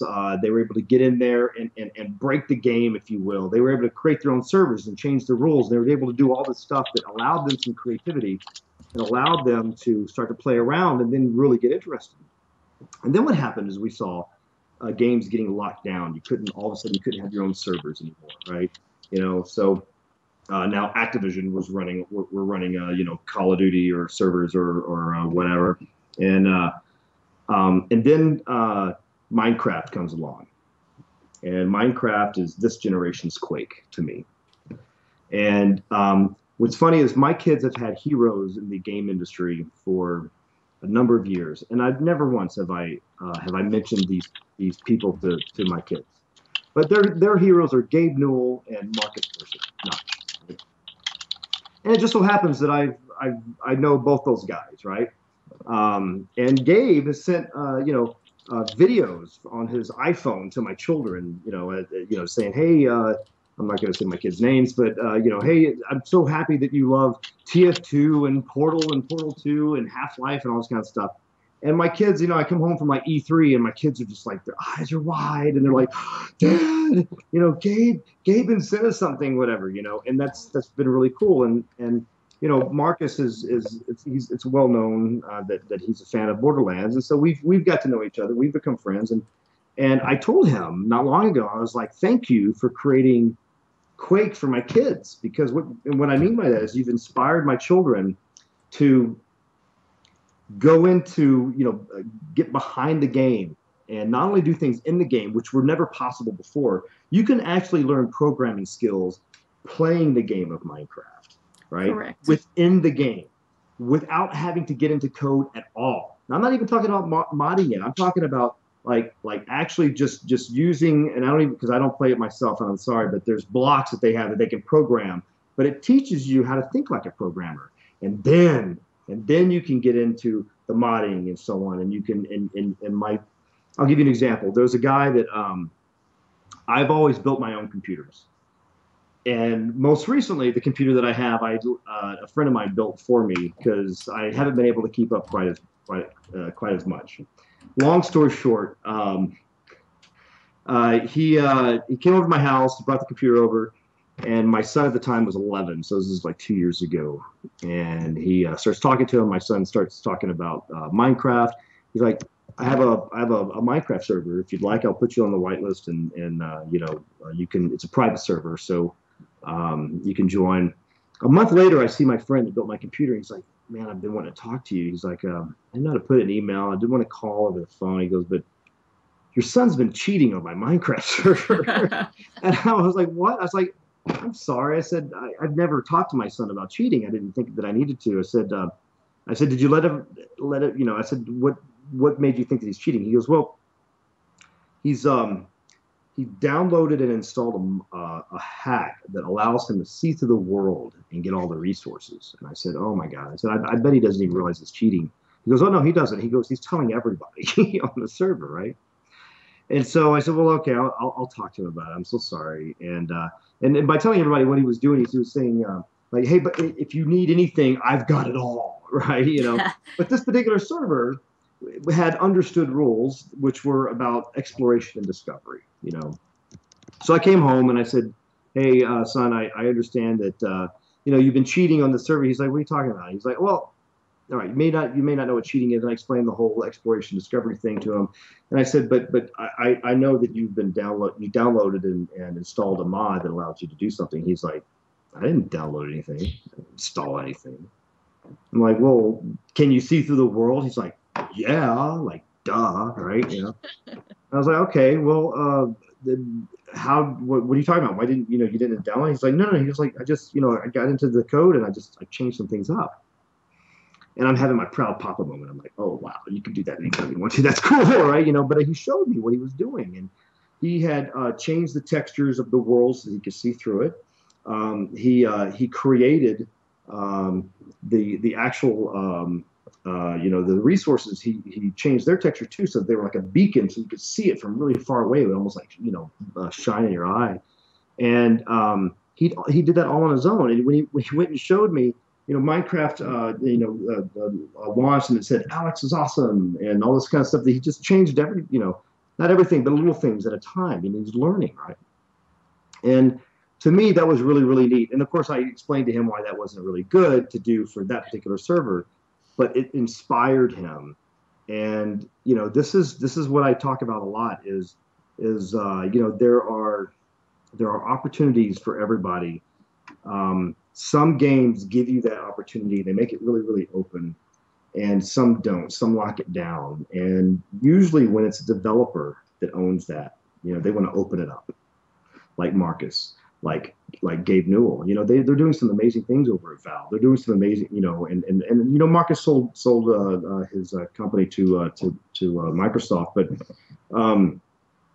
the fact is that those are folks that said, we want it to be out there. We want people to be able to get in there and play with it a little bit, get their hands dirty, And to me, that's the spirit of what we're really, when I talk about video games, like in the Dallas area, the spirit is all about, like, let's help each other out. Let's see how we can inspire each other. Let's give each other information let's help build this category, right? And You that's, know, I think, David, those are some of the companies that we are striving to build relationships with and work with that want to open these experiences up to kids to allow them to create, allow them to see if they even are interested in some of these technologies, you know, to ramp up their math skills, make them feel a little more self-confident about themselves and their understanding of their education. Unfortunately, some of the public schools are not able to do that for them, especially with kids that are introverted and have yet to find that one thing that sparks them. And for a lot of kids, this would do that for them. This would allow them to work together in tandem with other kids, to be able to relate to other kids and maybe come out of their shell. And I know that we need to start moving towards our other topics, but I want to tell you how much we appreciate the fact that you are taking the time to speak about some of the people that you work with, some of the names that you've been dropping, and some of the people in the industry that are open to these types of ideas. Because that's important for people to understand that not everyone is a corporate figurehead and doesn't care about you know, the mass populace and the end user. A lot of people have that misconception that you're just sitting up in a tower somewhere, rolling in the dough, and not having well, any that's thought true. process. I mean, let's, you know, if we're going to just be honest here, yeah, we're just, you know, no, the reality is that, you know, we're all in this together, you know, and I want there to be people that are coming in underneath, you know, under us, that are younger than us, that have fresher ideas than we do, you know, that are doing things that we would never think of. And I think somebody had a quick point, real quick, if they want to. Go ahead, Tiff. Yeah, sorry, I was like just listening to you talk. But anyway, like on this point, as you know, I sell video games, so I have parents come in all the time. They're like, my kid plays this Minecraft game. I don't understand. What is that? Yeah. And you know, it's one of those times that I take it as a teaching opportunity to teach these parents. I'm like, your kids are doing amazing things on this. Yeah, right. You don't understand like how amazing, and they're like, it's just a video game. I'm like, it's a tool set. Your kids are doing. They're doing amazing stuff. Just like what you said, like you're like, did you download a mod? He's like, no, I did this myself. Like that's what kids are doing these days, and I think it's one of those things that, you know, if us as gamers know people that aren't gamers, but they have kids that are playing games, make sure we're paying attention to our surroundings and be like, you know, we all have friends that aren't into video games. Not all of our friends are super nerdy like that, you know, like all the time that you run into people and they just casually say, oh, my kid plays Minecraft. Like, oh, well, are they interested in like science and math and technologies? And you can steer them into that direction too, because a lot of the big things that I've noticed the problem is it's parents just not understanding this stuff. Uneducated parents, agreed. And we get it. Our kids are and better, right? It's an opportunity to educate them, by the way.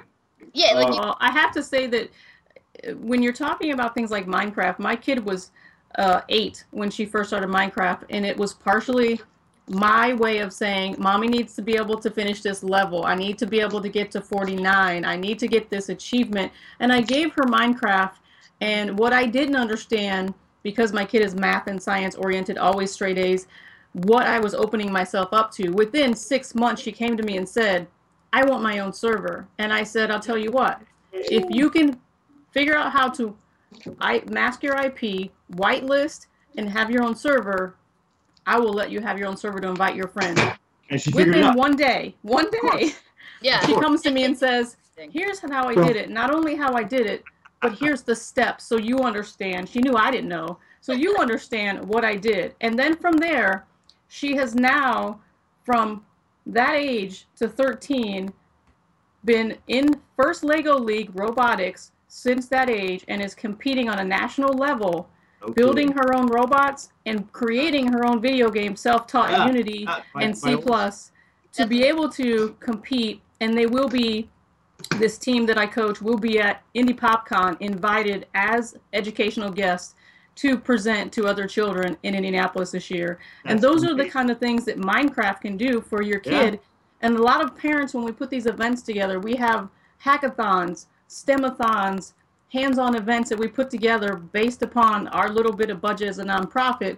We bring parents in and have these kids talk to them at their level, because I could say a million things to another child, but what they want to hear is from these other kids. Oh yeah. And as a parent, when they see them talking to each other and that connection, that's all you need for me to go to them and say, here is why you need to pay attention to what your child is doing online and educate you as a parent how to make sure they're safe and be able to say it's okay to let them be and do what they want to do and create.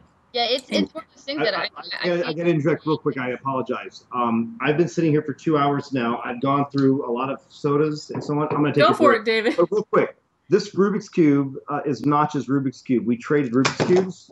Oh, you broke it. And a robotics store. Remind me, but talk amongst yourselves for no more than 2.5 minutes. All right. All right. Can somebody block me out, or do I just need to put something in? Or do I walk away? Are we going to pause me, or I'll be right back. Go ahead. All right. So Tiffany, I want you to go ahead and hit your topic, if you would, please. Absolutely. So what I've been kind of noticing is kind of a trend lately is comic books with video games. Recently at my house, we've gotten back into comic books, which is a thing. It's a big thing. I have a stack, like I'm not even kidding, this big that I have to catch up on because we just keep getting them. So I finally started going through that stack, and what we picked up was the Batman Arkham Knight comic book that is actually a prequel to get you into the Arkham Knight video game that's coming out this summer. So what I'm kind of interested in is how do people feel about also picking up another sort of media before playing a game? You know, most people pick up a game and they expect an entire experience from it, but how do you feel about picking up a comic book? You know, I have to say that at the table, we usually have our comic book expert, Miss Page 6, and she would be all over this like white on rice. But we are, I can speak for Pixie, Robin, and myself, and Aaron, you can chime in here if you're correct, that we all have read and still read comic books. So for us, it is just another form of entertainment. It's not a supplementary. It just goes with, our regular routine. But I agree with you that a lot of people, it's just like having a book and reading, like Game of Thrones. You read the book and here comes the movie. So we're equating it to something similar to what's going on in the general populace of America. So Pixie, I want to hear from you first. So it's kind of weird. So I, as a lot of people know, I played Infinite Crisis professionally for a little while. There are now comic books that are based on the Infinite Crisis video game MOBA. A lot of the characters from there, like Atomic Wonder Woman, who is designed by Turbine in a lot of ways, is in the comic books. There are a lot of costumes for the characters from Infinite Crisis in the game that have now been pulled over into that comic. And for me, it's a way to explore more. So, with anything, with any video game, there's a baseline story, and you can only explore what's actually in the game. You can only explore the content that is provided there. So it's nice to have a little bit of supplementary content. While they are separate, in the case of, you look at series Song of Fire and Ice versus Game of Thrones television series, which is now pretty far off the books, to be fair. They're not the same. They're the same entertainment. They're based on very similar things, and are very closely related, but they're not the same. And there's information that can be garnered from both of those. I posed the question a little bit incorrectly. I guess it's more of not so with Arkham Knight. Arkham Knight is a very short one, and it just is a prequel to the game itself. So it's not one that's spawning and then the game has been created based on top of it, or like Game of Thrones where the books existed and then they made a TV show. I'm talking like this is just something separate that they've made as an introduction to that said game. Like, do you think like some of the people that are playing this game might feel a little left out on some of the little details that are in a comic book? Or do you feel like that's part of the whole experience is getting the physical comic book and then getting to play the game and getting hyped up for that? I think it depends on the kind of person you are, to be honest. There are some people who care enough about all of the details that this would be very important for them. And then there are other gamers who are far more casual, who are not quite as involved and not quite as interested, who probably couldn't give a shit. Yeah. I mean, it's a fact. I mean, it's like the same reason that people complain about, Dark Souls and Bloodborne, because, it's like, I don't want to play a game on hard mode all the time. Yeah. This is impossible. I just want to come home and, like, play Donkey Kong and relax. Donkey Kong. How can you relax with Donkey Kong? Donkey Kong is not a relaxing game. No, I don't know why anybody thinks that it is. That's crazy. Robin, what about you? What was the question? Oh, Tiffany, give her the short version so David will catch up. Comic books is a prequel to a video game it's just a prequel to the video game, no extra content, not spinning off from it. How do you feel? I think that would be very difficult to do. Because I think I heard a little bit of someone touching on being hyped about the game first and then like the comic books. Well, as for me, growing up, I've always like kind of watched like the cartoon animated versions of like Batman and so on and so forth. And back then, me myself personally, I didn't have access to a computer until later. So for me, like I kind of got into like comic books like really, really late. And then also too, you kind of want to remember that like, especially in this day and age, there are a lot of people that are more visual people, whether they like want to really see it in person versus actually reading it. Even though in the comic books, there are some very elaborate and vibrant, pictures to go along with the story. But, I think it's like per the person, like what it is that they like, if that makes sense. Did I answer the question? Kinda. I think my question was kind of like a weird oddball one. So everyone has an interpretation. I think that it wasn't a weird oddball one. I think that the way that you posed it was very good. I think that we're understanding. I think that it's, again, the roundtable format. What you're getting is the expression of each person's response based upon their views of the question. And I think it's very poignant and it's different from yours, which that's what we're here for. Absolutely. I want to hear from Aaron before I switch to David, because we haven't heard much from Aaron. Okay. Well, on comics and all forms of transmedia, I feel that whatever inspires you, whatever helps you produce and imagine and become a better you, then I'm all for it. And sometimes it's really neat when you really like a certain subject matter to find these Easter eggs in real life. That's kind of what I equate it to. That you can go on the internet or go in a store and you find out more about this world that's hidden. If you never went to Walmart, hey, you never open a door to that other world. Oh, go ahead, David. Oh, those were for me. I'm not. What was the question? I really heard more of kind of like a statement. I was agreeing with you. Oh, I'm supposed to ask a question. It's my first time, so that's okay. On the show or the Twitch. So if I seem a little spacey, it's the computer. It's not me. So you don't seem spacey at all. Thank you. Okay, so I read up a little bit about you, David, and I see that you are a sci-fi fan and like dystopian type stories. So yes. Yeah, I'm a big fan too. And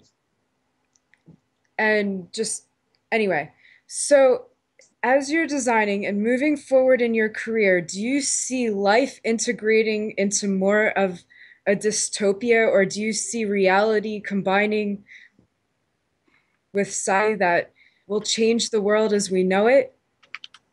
It's interesting. I think the dystopia is always in front of us, and the utopia was always behind us, right? That's what we do as humans, the good old days, and then there's like the shit that's now, and I think that we always fear the future, Not always, but we often fear the future, and it's easy to see the future as something that is new, it's different, and it's not what we like, because no matter what you grow up in, that is your standard. And then eventually you become the old person going, "Get off my lawn," right? Or "We wore onions on our belt back," And so the point being is that for the next generation, they don't feel that at all. And while I'm not saying that it's never going to happen, I would say that the human mind is one that can enjoy both of those, right? So when we're talking about the future, personally, I have a great outlook on the future. I see us, as far as entertainment goes, and my career and so on goes, is that eventually we're going to have like the holodeck, right? I have friends that work down the street from me that are working on Oculus, and I know guys that are like that are working out in California on this stuff, and it's amazing. It is awesome. There's virtual reality, there's augmented reality, and then there's things they're doing that we're not even thinking of, right?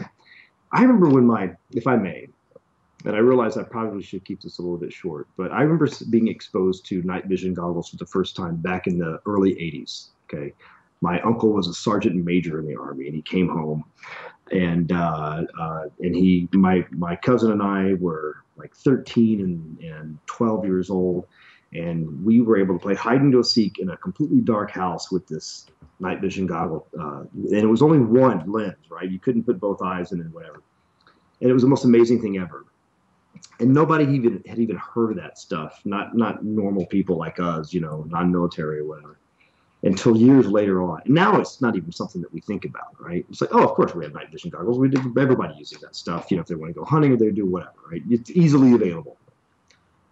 What I'm seeing with the Oculus Rift and what people are seeing with the HoloLens and what Sony's doing with their version of this, and I mean, there's even like versions where you take your phone and you stick it in, and I've got a friend like Jim Doze who created the demo for that Samsung, where you're in the theater and you're watching and stuff like that.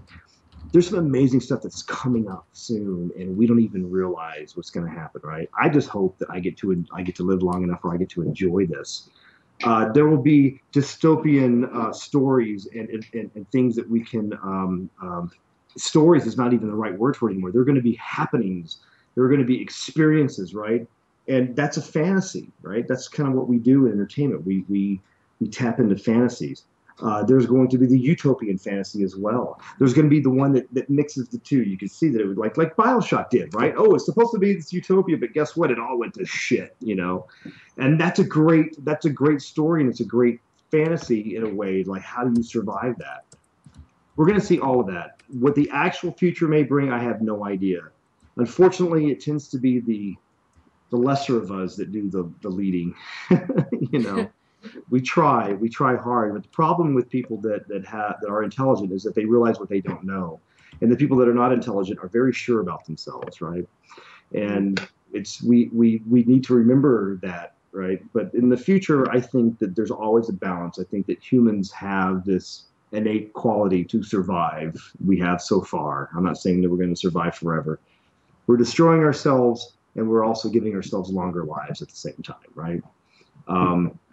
But when it comes to entertainment, we find the things that tap into our fears or our loves, and I think there's an amazing future. I can't imagine what 10 years from now is going to be like. I mean, I can imagine what I imagine it to be, right? But it's going to blow my mind when it actually comes here. And 20 years from now is hard to predict. 20 years ago, I wouldn't have been able to tell you that we were going to have, smartphones like we do, and that, bar bets are now over and done with, right? You can't ever make a bet with somebody to do anything. You know what I'm saying? So it's there's a lot of different. I remember when I was playing fantasy football, and I had to look at the newspaper on Tuesdays, after all the stats come out to figure out what my score was and so on. And those are just small things, and that was irrelevant. Basically, I like fantasy football. But the point being is that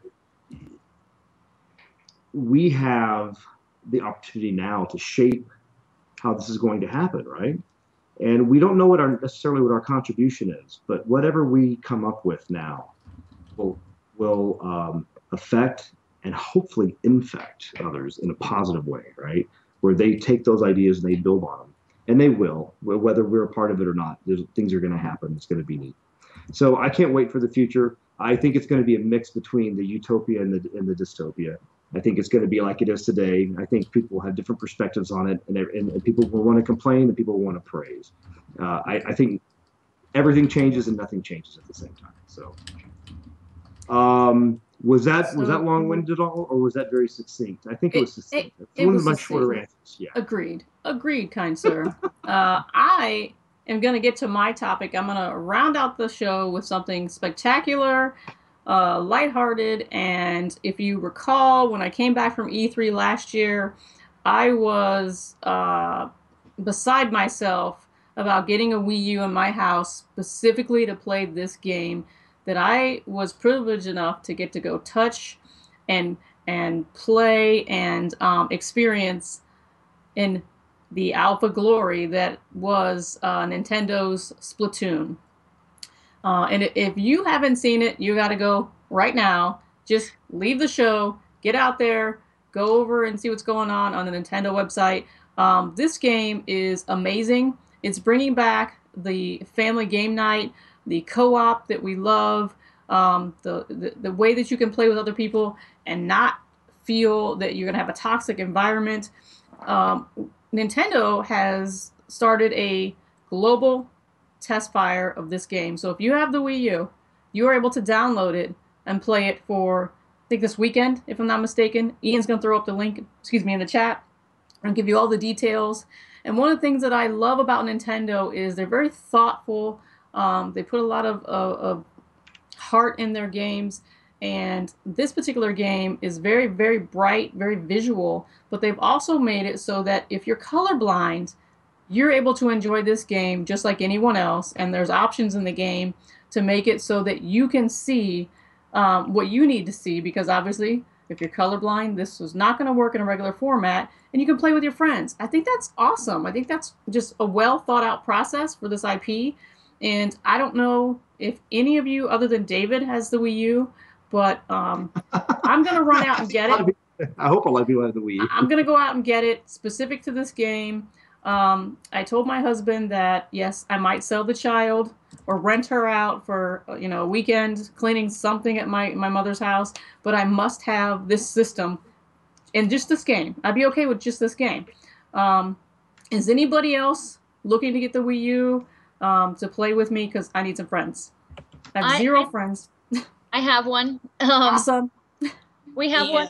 It's our Nintendo Mario machine. But this is something we've actually been looking forward to. I know Chris Redbeard went to E3 last year, and I think he played it last year, and he was stoked about it. And so now I can't wait to play it myself.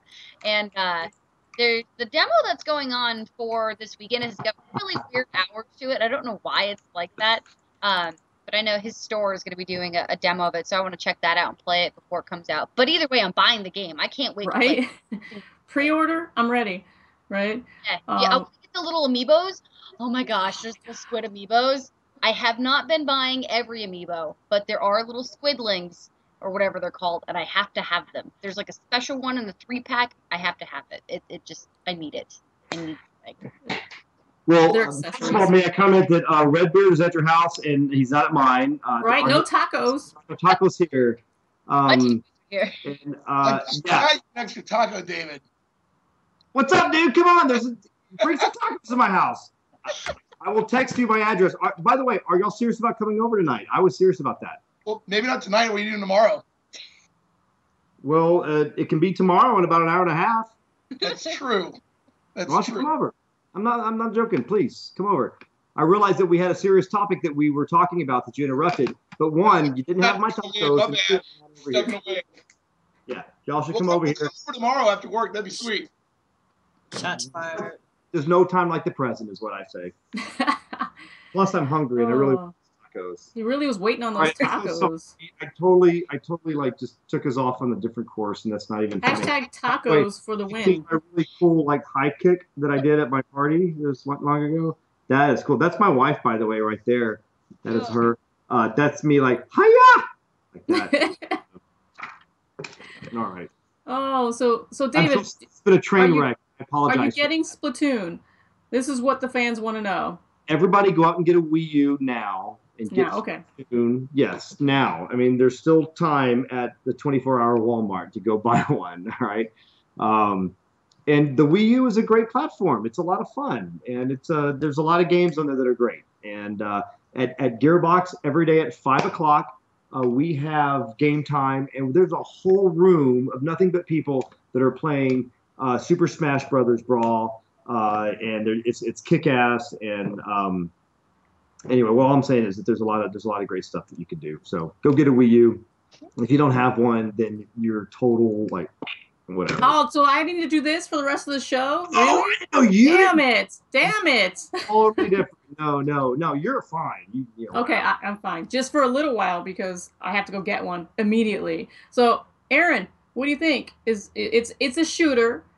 We have to run around and shoot, for all intents and purposes, paint at each other. And my color of paint, whichever color that is, I'm not sure, is the only path I can take. So if I'm shooting green, I gotta run around on this green path, and you can, counteract me with your yellow if that's the case. And you're a squid-like entity, and you're shooting ink, and it's a really epic noise that comes out of you when you shoot this ink, which reminds me of a version of Pong that the penguins farted the little ball out. But anyway, side note. I gotta play that one. It was a great version on Nintendo. So Aaron, what do you think? Something you might be interested in playing? Yes, definitely. And when can it be released on other platforms too? All right. So I have a game idea for Batman versus Superman, the movie that's coming out, right? Okay. It could be a great game based on the movie, but it's basically Pong. And on one side is Batman, like this. On the other side is Superman. And it's like, boop, boop, boop. It's whatever. So what do you think? Great game idea, right? Batman versus Superman. It's all Pong. Any version of Pong, I'm so there. I can't tell you how much I'm nostalgic over Pong. That was terrible. It was not a good joke at all. Robin, what do you say? You're the master of the controller. I'm not very good with controllers. I'm a PC player, but I've had to learn to play with the controller with my mini. Would you play this game? Oh yes, definitely. I remember watching it way back when they were showcasing it on E3, and immediately I was like, oh my god. I was telling my husband, I'm like, baby, I want to play this game so I can squirt you in the face with ink. Giggity. It sounds so dirty when you say it. I know. I was like, oh, it could go so wrong. Enough said. I think so. Pixie, you are not a console player. David, don't take me there. I'm trying to convert her to play something else other than a MOBA. Would this be the game, Pixie? I mean, the thing is I play lots of stuff. But I tend to I'm a PC gamer, PC master race. What? I'm a firm believer in that. Well, sometimes it's a little harder to press buttons on a keyboard than a controller. It's not my fault. Shots fired. Let's do this. You and I will injustice this. We'll injustice this, Robin. But I mean, the thing is I have a couple of things that I really feel the need to say about Nintendo. Number one, thank you for making family-friendly games. This is such a huge deal. Nintendo is the family game night, and I think that's amazing. Because video games for a really long time have brought people together. It's a common interest. You go somewhere and you meet someone who plays video games, and you're automatically you feel connected to them on some level. And so it's really nice to see that Nintendo is actually taking this and they're putting it into practice with families. Bravo to Nintendo. I really love that. I also think it's great that it's a shooter. And I think it's great for a couple of reasons. I think it's great because it allows anyone who plays this game who, obviously is at some point going to grow up and want to play something slightly more adult, they're going to have the knowledge to play FPS on pretty much almost any platform, or at least basic skill knowledge, which is fabulous. And then on top of that, I think the fact that they have considered the needs of the colorblind fan base is incredibly huge. This is not something that happens in a lot of video games. You know, colorblind people, most people have at least slight color blindness. I don't know if any of you guys have ever done the hue test, but you'll be told that you have slight color blindness in certain areas, and it's rods and cones, and I can't explain it. But so it's really nice that they have taken the needs of those people and put them into practice. And I would love to play this game. It's just, unfortunately, I refuse to buy a Wii U, and I refuse to buy a Wii U because I don't have children. That's not an excuse. I don't want to feel like a giant child, so I tend to play more adult. So I tend to play more adult games on, you know, my Xbone and my PC, like Lego Batman. All right, so maybe I should buy a Wii U. I'm calling bullshit on that excuse there, Pixie. I'm calling it right now. I'm gonna be completely honest. I actually don't like the Nintendo Wii platform. And I don't really like the Nintendo Wii U platform. I don't mind PlayStation, but I really prefer Xbox and PC. All right. I was trying not to out that. You will have one. I'm just telling you. You play that game once, and you will. You have an Xbox One? I do. Check this out. Hold on, I'm gonna show you something. I love my Xbone. Oh, David, just gonna make us jealous. Whatever he comes back with, we're gonna be like. I'd sleep with it and have its babies. Let's see. What's he gonna come back with? Because. But Pixie. Ian, they're cousins. Like. We have to play Splatoon together. What do you have that I'm going to be like, oh my god? I have the... Okay. Part. Oh, man. We have to say, we're all going to David's house. And the... Oh, nice. Awesome. I have the whole... I was in the hospital when the... Class trip, Aaron. I was in the hospital for a long time, and the PS4, the Xbox One launched while I was in the hospital, and this was one of the things that I got from the Xbox team over at Microsoft. And now, to be fair, I also got a PS4 that was the PS4 was in my room first. And I got a lot of love from Nintendo as well. Everybody and as a whole bunch of people were really, you know, caring about me. But I got that, and it feels different too. It's so cool. Bless you. Bless you. Very excited. Yeah, you'll totally got to have like a field trip over here. Like there should be a show. I mean, if you want to make it professional, so you can like write it off taxes or whatever, and by all means, please come over and we can do like a summer show or something like that. Yeah, David, please adopt all of us. We will be interns at Gearbox, not a problem. Now I'm doing the internet adoption paperwork. Right, internet adoption program, and we all have to be under the stairs at David's house and only come out at parties, right? Right on. All right, guys. So I want David to tell me about this Rubik's Cube that you've been holding on to for a little bit. Oh, this is well. I'm sorry. Is it a prop? This was a Rubik's Cube that I traded with somebody, and I found out that we both solve a Rubik's Cube in different ways, and I peel the stickers off. This is a stickered one.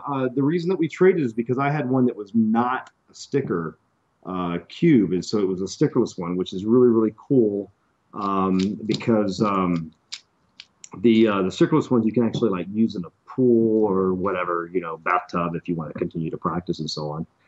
But I traded Marcus for with this cube, and so if you look really closely, you can see the stickers are kind of worn down a little bit. And so that's a lot of practice, man. So that's his, yeah, it's fingernails and stuff like that. But it's got great action on it too, and it's pretty awesome. But I think the important thing there is that it's I have no idea what I'm gonna release you from the Rubik's Cube. Thank you. All right, guys. Solve it We right now. are See me solve everybody in chat who's been hanging out and staying around for this whole fun show. We appreciate you and thank you for coming. If you hit that follow button, or if you have not hit the follow button, do it now because we're here every week, Friday night, 9:30 Eastern. The hosts are generally the same, but you know what? We're changing it up. We're going to start throwing some new people at the table and introduce you some new faces and fresh new opinions because that's what we do. And remember, the reason why we do everything is to promote science, technology, engineering, and math and the longevity of our awesome community and industry being game development as a whole. So I'd like to thank each of you ladies for joining us this evening. And Pixie, thanks for coming even though you're sick. And David, thank you so much for being here. And this portion of the show is called shout outs. And basically they are exactly what I'm saying. You're going to give a shout out to anyone that has helped you along the way, lifted you up like David said and gave you their hand. We're paying it forward to each other, as well as maybe your mom because Mother's Day is coming up, and or your four-legged loved one that you have, So I'm going to start with Robin. Oh, hi, everybody in the chat, everybody's watching at Twitch. I just want to give a shout out to everybody commenting in the Twitch chat with us right now. Shout outs to all the supporters, the fans, all of our lovely sponsors, of course, Empire Arcadia, my sports team, SuperCon 2K series, the business that I work with when I go out on conventions and do all that jazz. Ladies of the Round Table, all you amazing ladies that are constantly streaming during the week until we have this amazing show on Friday. So you guys make sure you guys tune in like during the week because we have some of the most amazing and talented streamers I know. streaming on LORT.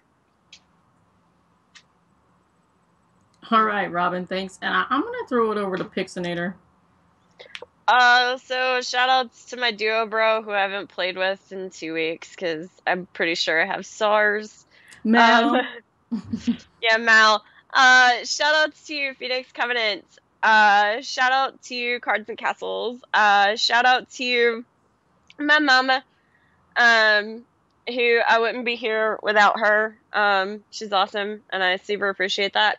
And I want to shout out to, oddly enough, Dr. Pepper. Right. So I got in touch with Dr. Pepper and I sent them a nice little fan letter. And they sent me back some swag and I was just really appreciative of it. So definitely huge shout outs to Dr. Pepper because you guys know I'm a Diet Dr. Pepper fiend. And shout outs to freaking Robitussin. Because right now I'm on the Tussin. So shout outs to Robitussin.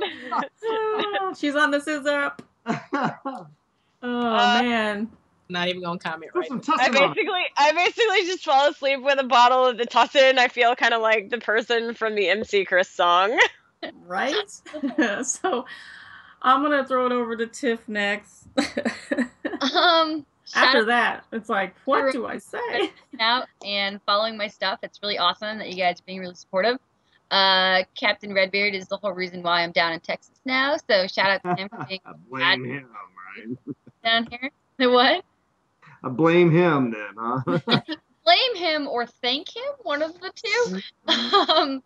But also I want to do a shout out to I don't think she's watching, but Taffeta has been really awesome. If you are in like the Dallas cosplay community, Taffeta Darling is fantastic. She's super inspirational, and she is also along with some of the other ladies, Providence and Davina, for the Geek Girl Brunch for Dallas. So if you are a geeky girl in any of the bigger cities, look for Geek Girl Brunch. We actually have a lot of branches throughout the U.S., and it's really fun because we have like nerdy brunches and bottomless mimosas on Sunday. I am a member of a chapter for Cleveland, which is a subsidiary of where LeBron James was born. So I am a Geek Girl Brunch. Yeah, so I love it. We actually are going to do our first official brunch in June, but we're doing a pre-brunch on the 17th. So if you're in the Dallas area, check us out. We like having all you super awesome people join us. And Can I thank you. get some shout outs too? You are next in line, my friends. Awesome. I want to give some shout outs to some friends in Cleveland, as a matter of fact. Not only Carmen, but Sean McCarthy, who may or may not be listening right now, but he certainly threw something out on Twitter. Great friend of mine. He and his brother Kyle are from there. His whole family. It's, Ohio is a state that I effing love. More astronauts from that state. I got some other friends of mine that aren't listening right now, I'm sure, but that live in the Columbus area. Cleveland rocks. Ohio rocks. But I'd also like to give a shout out to folks like NVIDIA and Logitech who make my life really easy and put smiles on the people's faces at Gearbox. All the folks at Gearbox, of course, who do a lot more work than I do to allow me to even be here tonight. And what I mean by that is, without all of their hard work, you wouldn't even have asked me to be on the show, right? And I'd like to give a shout out to my family that's in Kuwait right now. I actually, they may actually be up by now. It's that time. And a shout out to all the Borderlands and Brothers in Arms fans and the people that are looking forward to our other games.